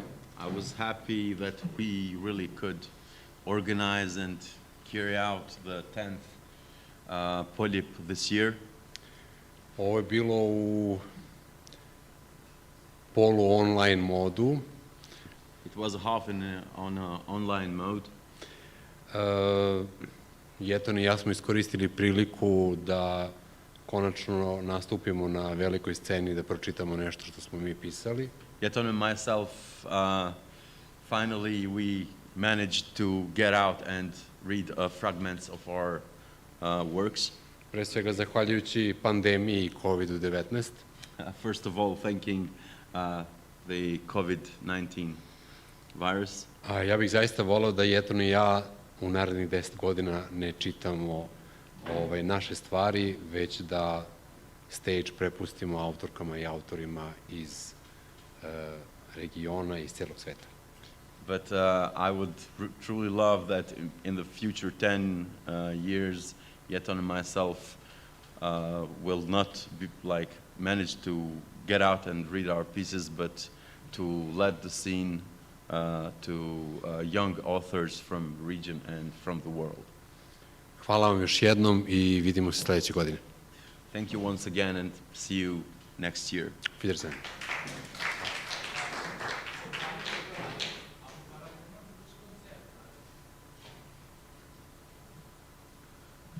And now, ladies and gentlemen, Korean musikanter,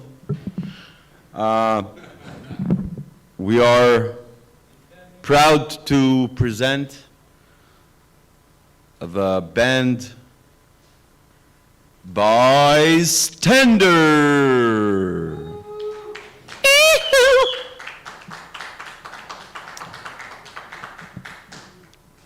Bystander, don't just stand by.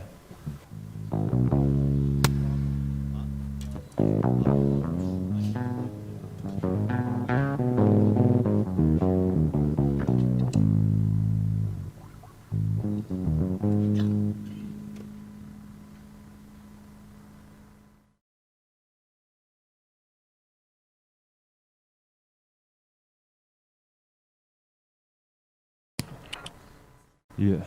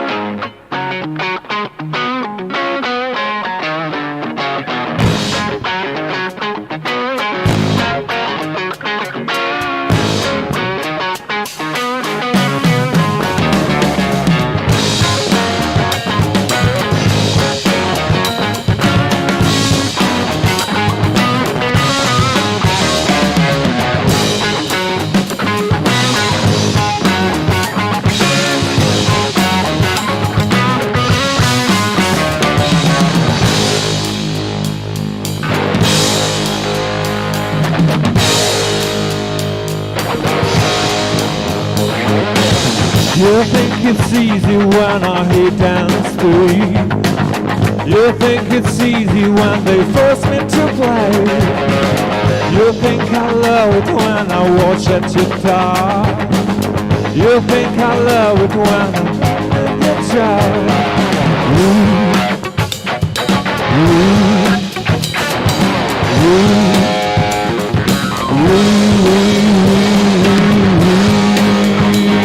The people around the world.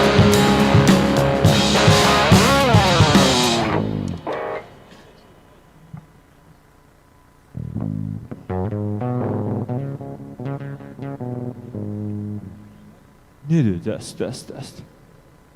Ne diyor?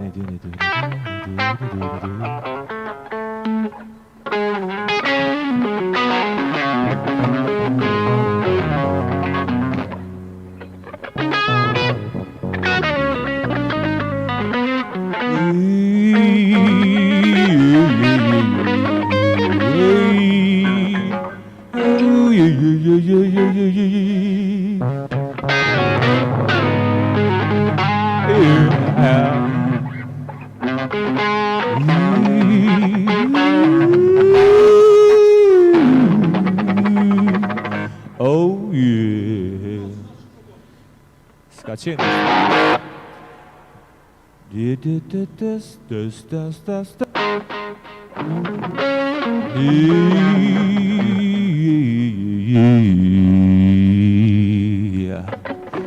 Irdi, yeah. Yeah. A 1, a 2, a 1, 2, 3, 4.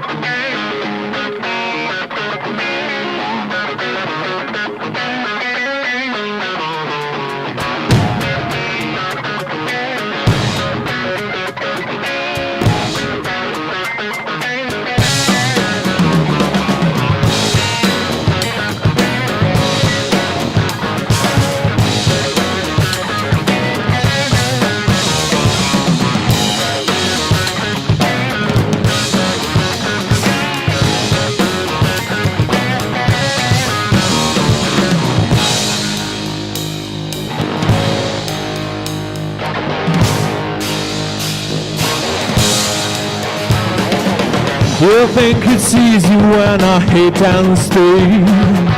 You think it's easy when they force me to play. You think I love it when I watch at your guitar.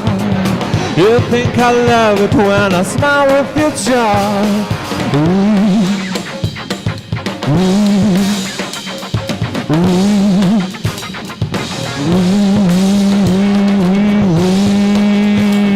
The people around the curve. We, the people around the curve.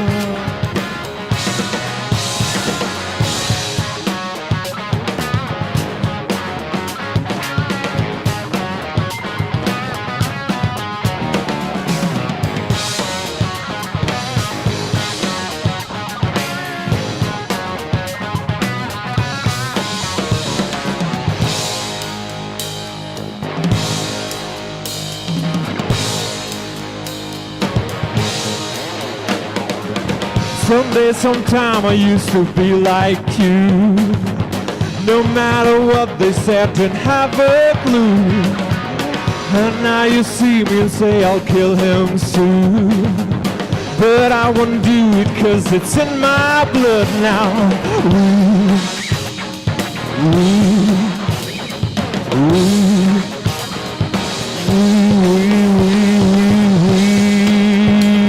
The people around the curve. We, the people around the curve.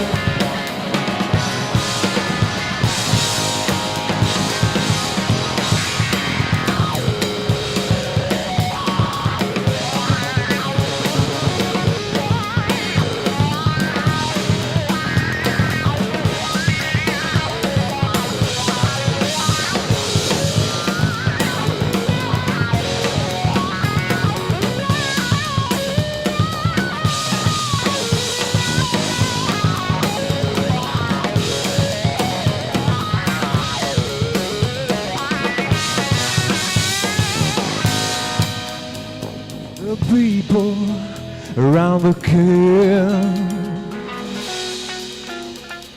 we the people around the curve, we the people around the curve, we the people around the curve.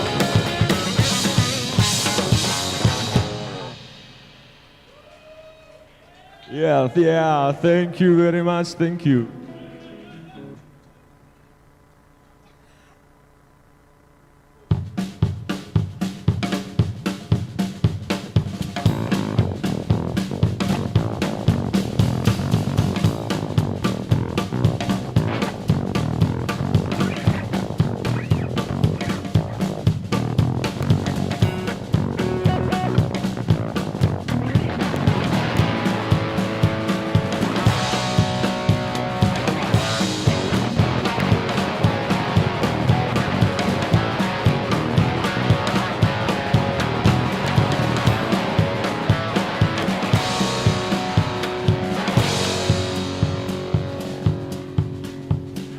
This city got me, but while I didn't want it, my mind flew so high, like balance in the sky.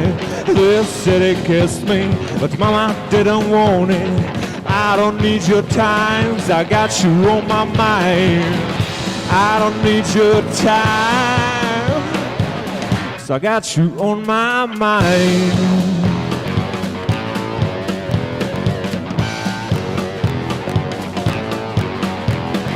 Think you need to touch me, think you need to talk, think you need to reach me to feel me for real. Think you need to touch me, think you need to talk, think you need to reach me to feel me for real.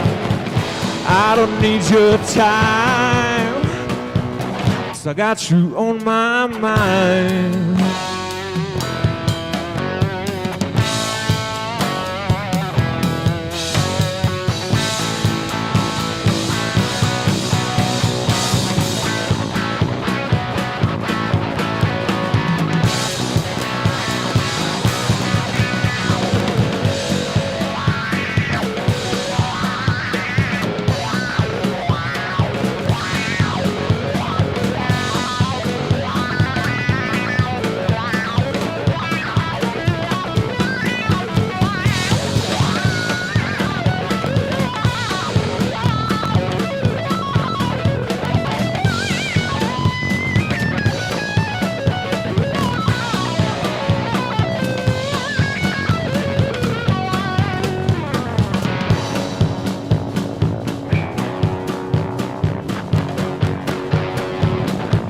I don't need your time, I don't need your time, I don't need your time, 'cause I got you on my mind.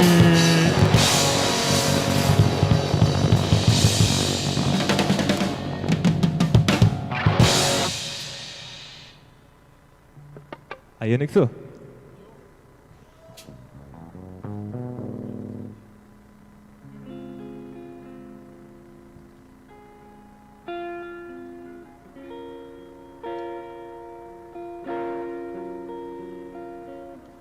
Okay, this is a very love song.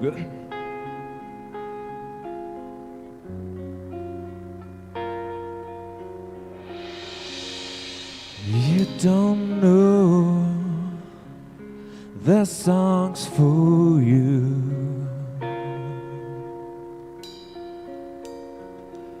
I'll be there when no one's to.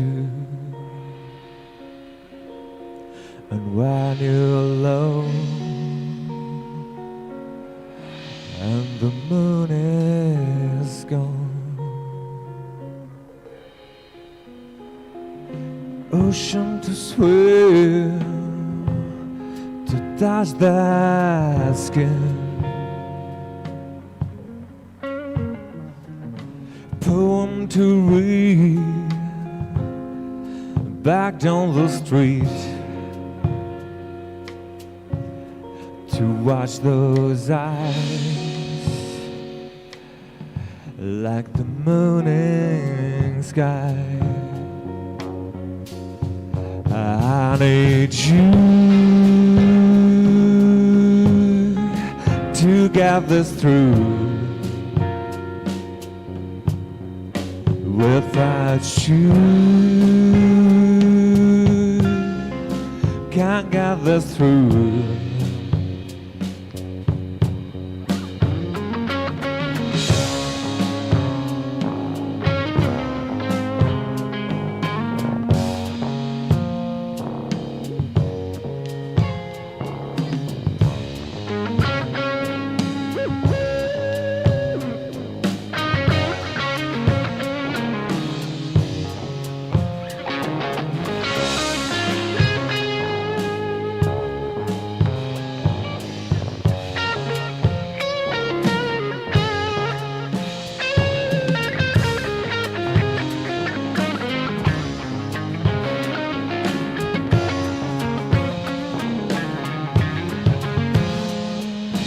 You don't know the songs for you.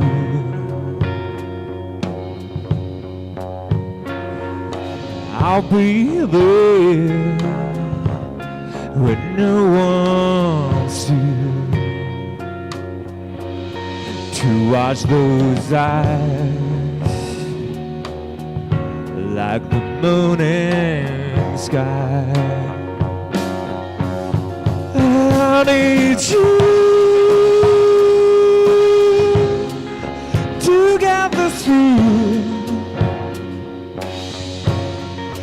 Without you, can't get this through. I need you to get this through. Without you, can't get this through.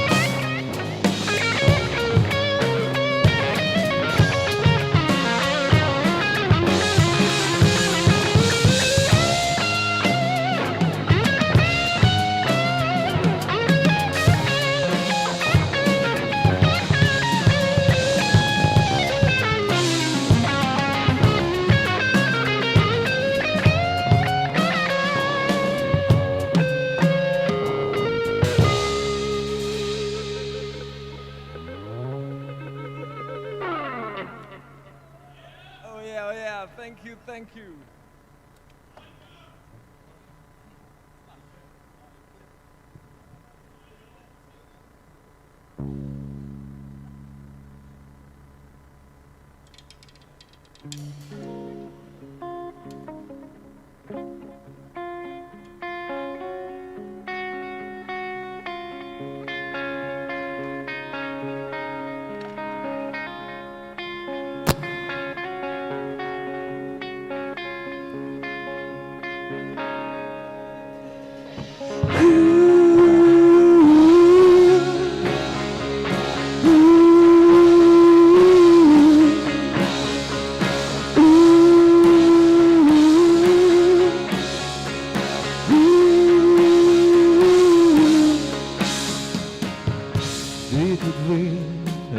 të shkojnë, jeta kalon.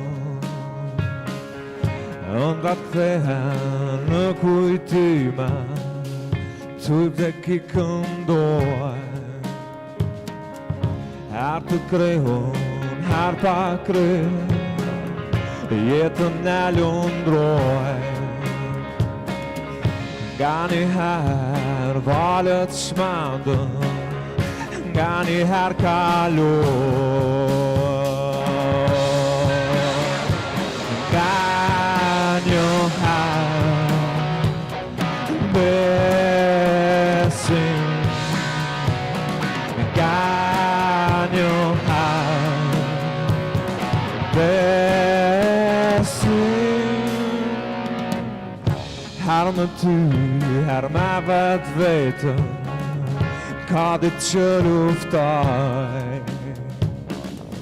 Nga një her të dua pa fund, nga një her të lundoj. Nga një her besim, nga një her besim.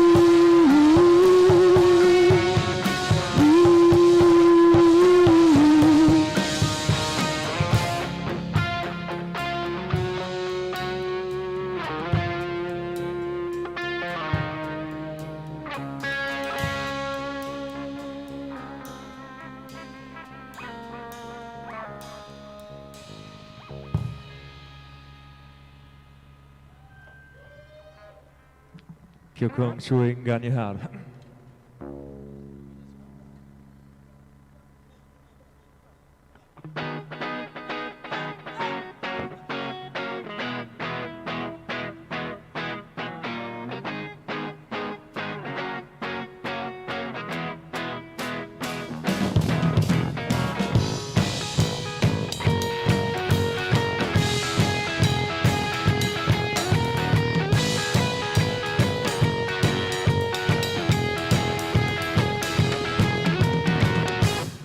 Atje ku djeli përëndoj,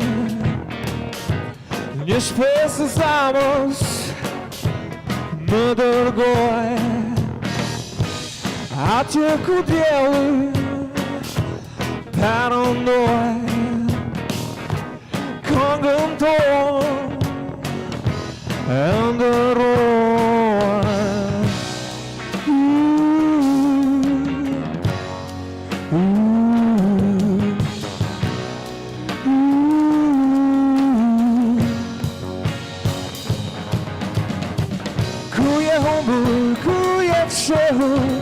Ka ca natë që ty të kërkojnë, ti kujtojnë qastë tona, ato natë që ne ndrojnë. Ku je humbur, ku je fshehur, ka ca natë që ty të kërkojnë, ti kujtojnë qastë tona, ato natë që ne ndrojnë.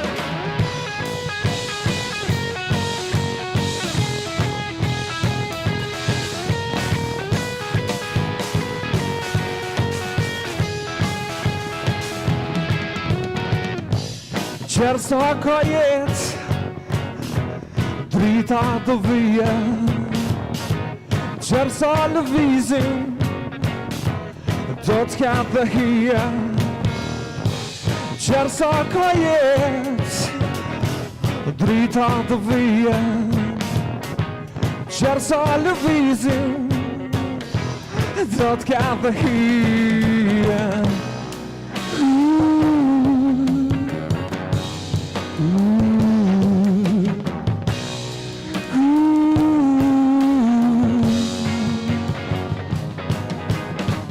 Kuje hombur, kuje всеhu Kaca nad się тут kërkoj Ti kujtojmë qastë tona Ata natë që ne ndroj Ku je humbur, ku je fshehur Kaca natë që ty të kërkoj Ti kujtojmë qastë tona Ata natë që ne ndroj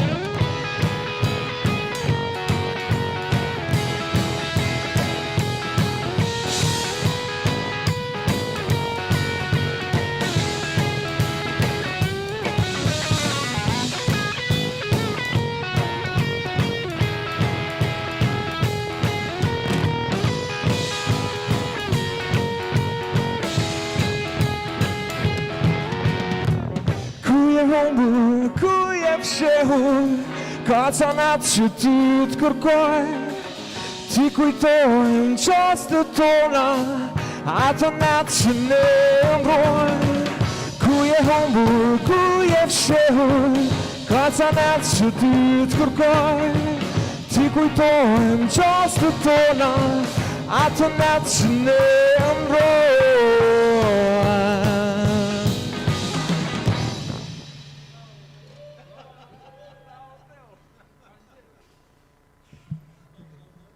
Gracias mucho, gracias.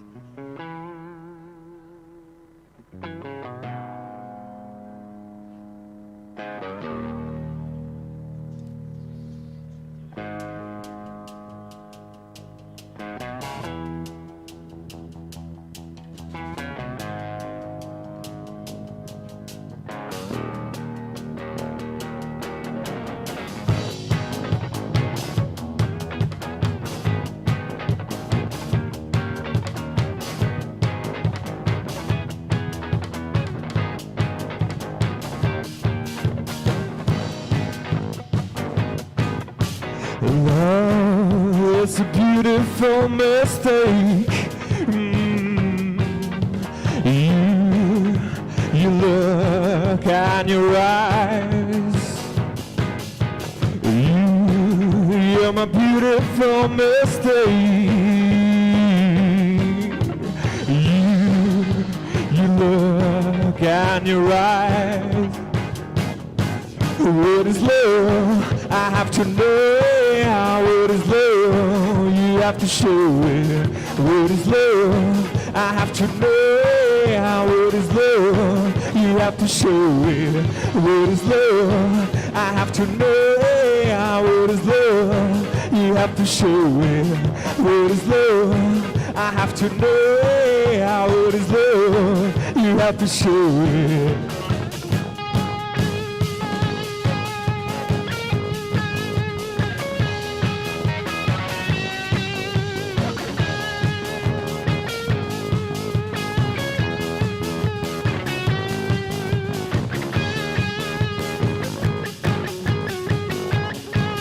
When love speaks, you understand. Life happened too fast. Life happened too fast. When the love speaks, you don't think for the rest. For the rest. What is love? I have to know.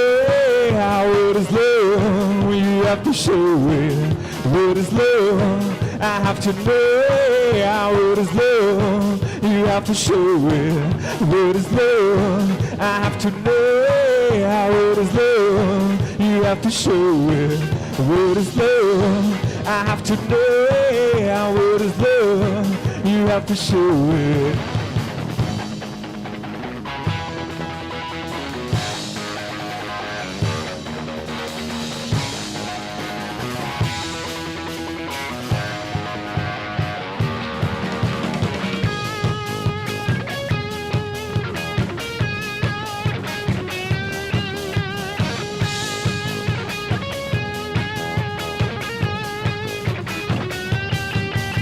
What is love? I have to know it. What is love? You have to show it.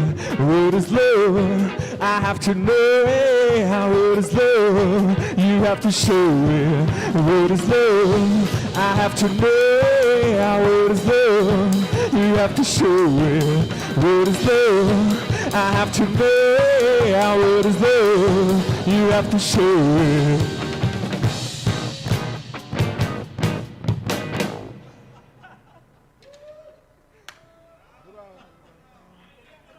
Thank you very much. Thank you, thank you, thank you.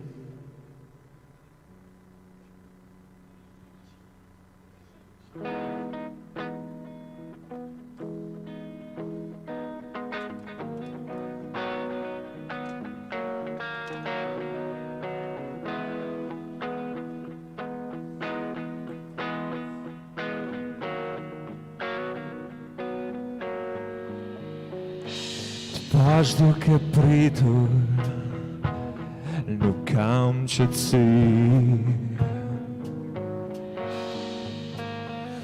Tândei aroma e de largă si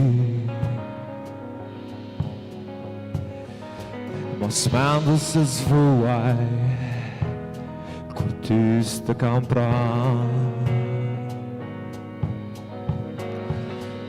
Beturi huai Cersatis moshko Ti de atore Panshiun te bie Ti de atore Panshiun te bie Pașdu che pritur nu cam ce ții Tindei aroma e de largă si Mas mandas as voai curtista campran Beturi huai Cersatis moshko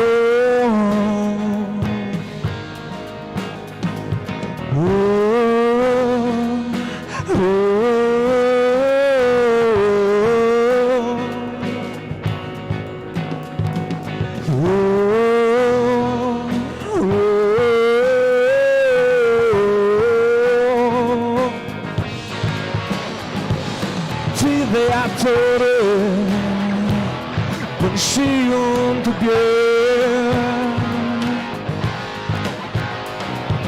Ti de atore Panshiun te bie Ti de atore Ti de atore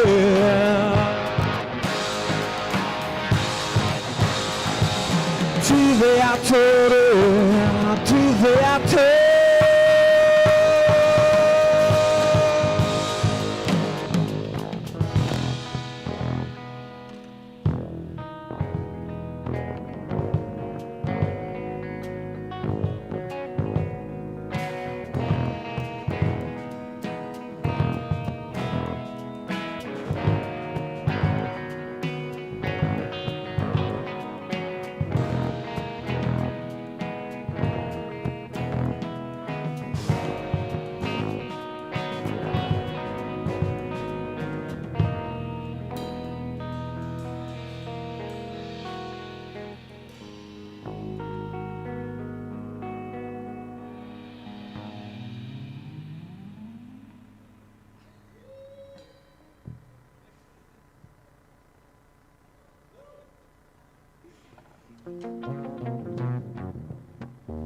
A jenik to, a ju. Hajde od nikong beknujem bašk. S bašku.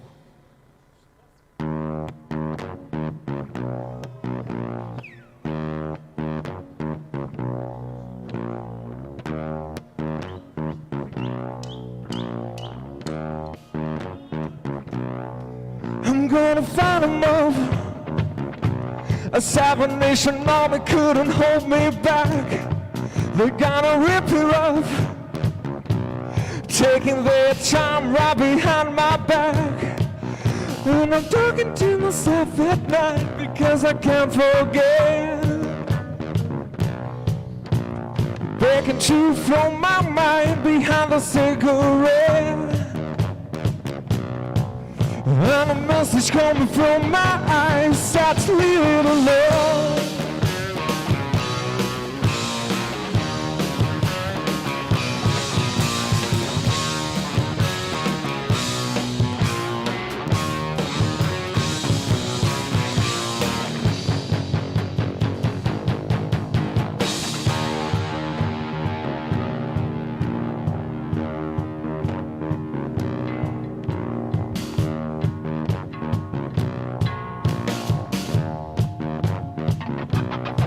Don't wanna hear about it.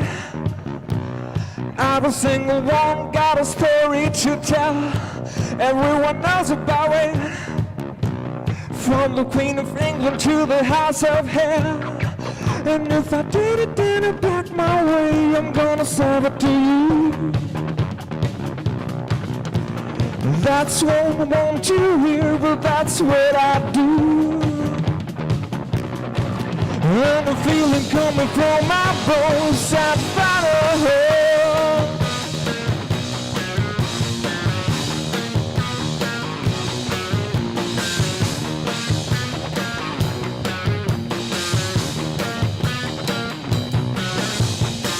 Sweet dreams are made of these. Who am I to disagree? Travel the world and shall see. Some of them want to use you. Some of them want to get used by you. Some of them want to abuse you. Some of them want it to be abused.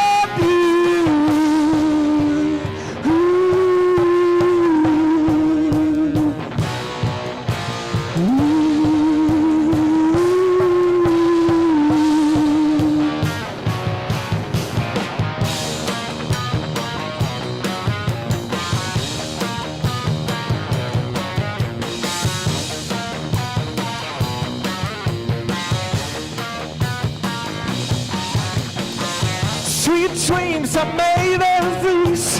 Who am I to disagree? Travel the world and shall see.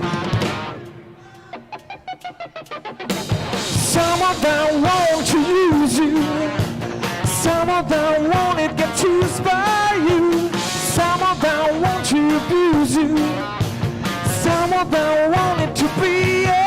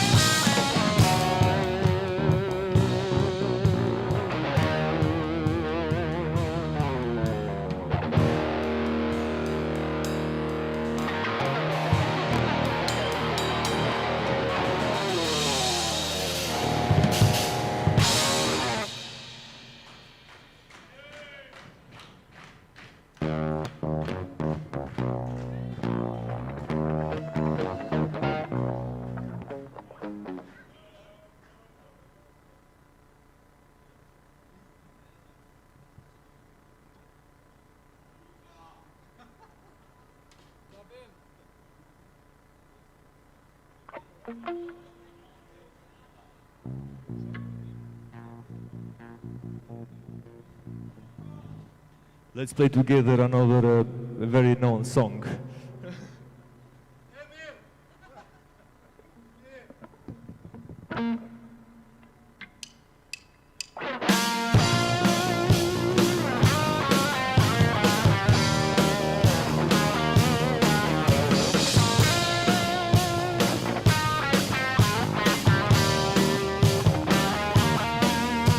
The world wasn't fine, no one can save me but you.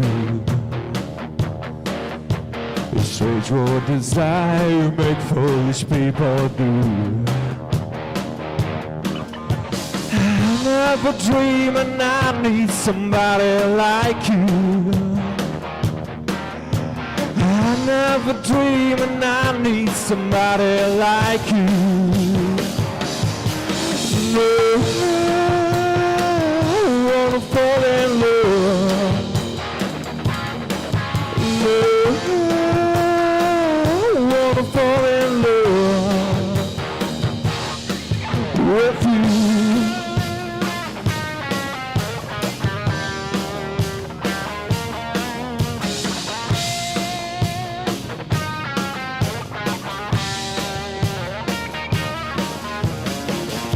A wicked game to play. Never found this way. A wicked game to do. Let me dream on you. A wicked game to play. Never found this way. A wicked game to do. Let me dream on you. I wanna fall in love. No, I wanna fall in love with you.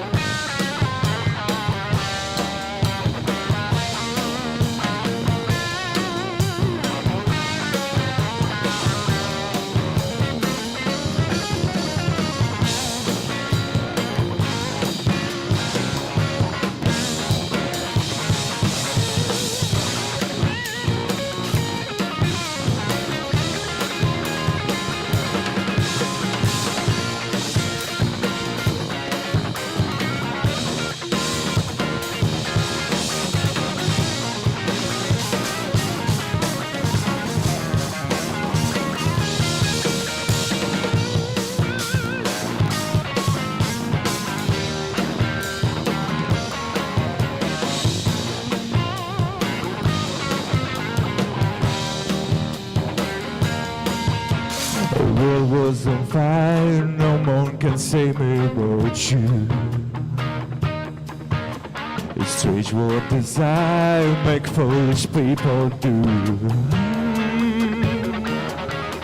I never dream and I need somebody like you. I never dream and I need somebody like you. No. Wanna fall in love. No, wanna fall in love with you.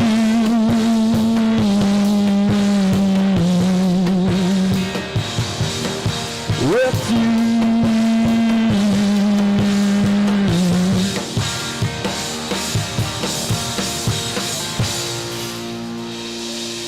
Nobody loves no one.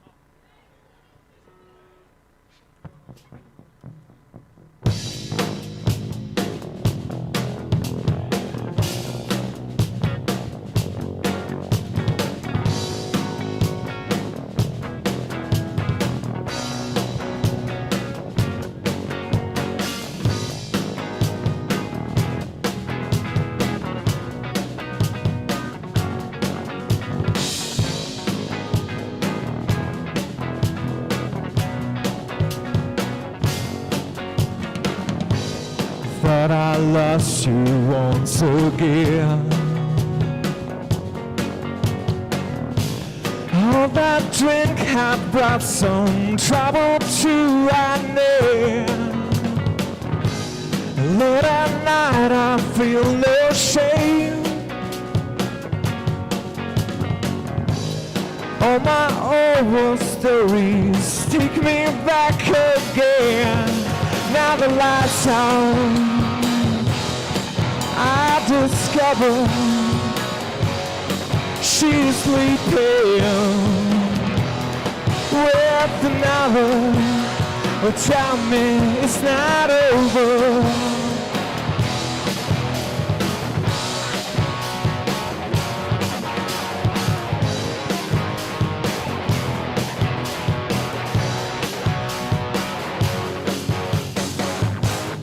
What a place to steal your fate. Does that car park not even a day? Please don't tell me it's too late. If you love someone, don't throw it all away. Now the lights out, I discover just the weekend undercover. Well, tell me it's not over.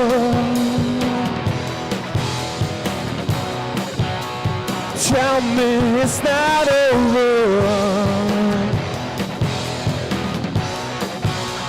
Tell me it's not over.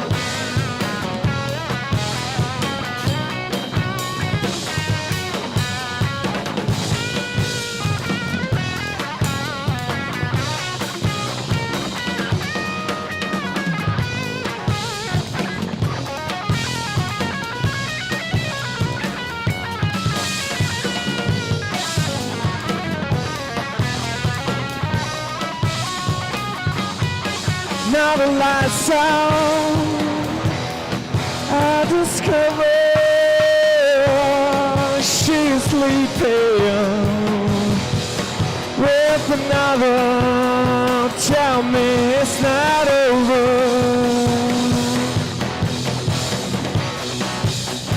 Tell me it's not over.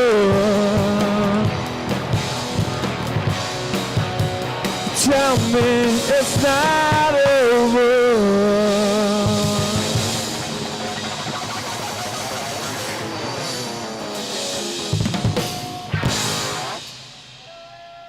Thank you, Polip. Shiheme.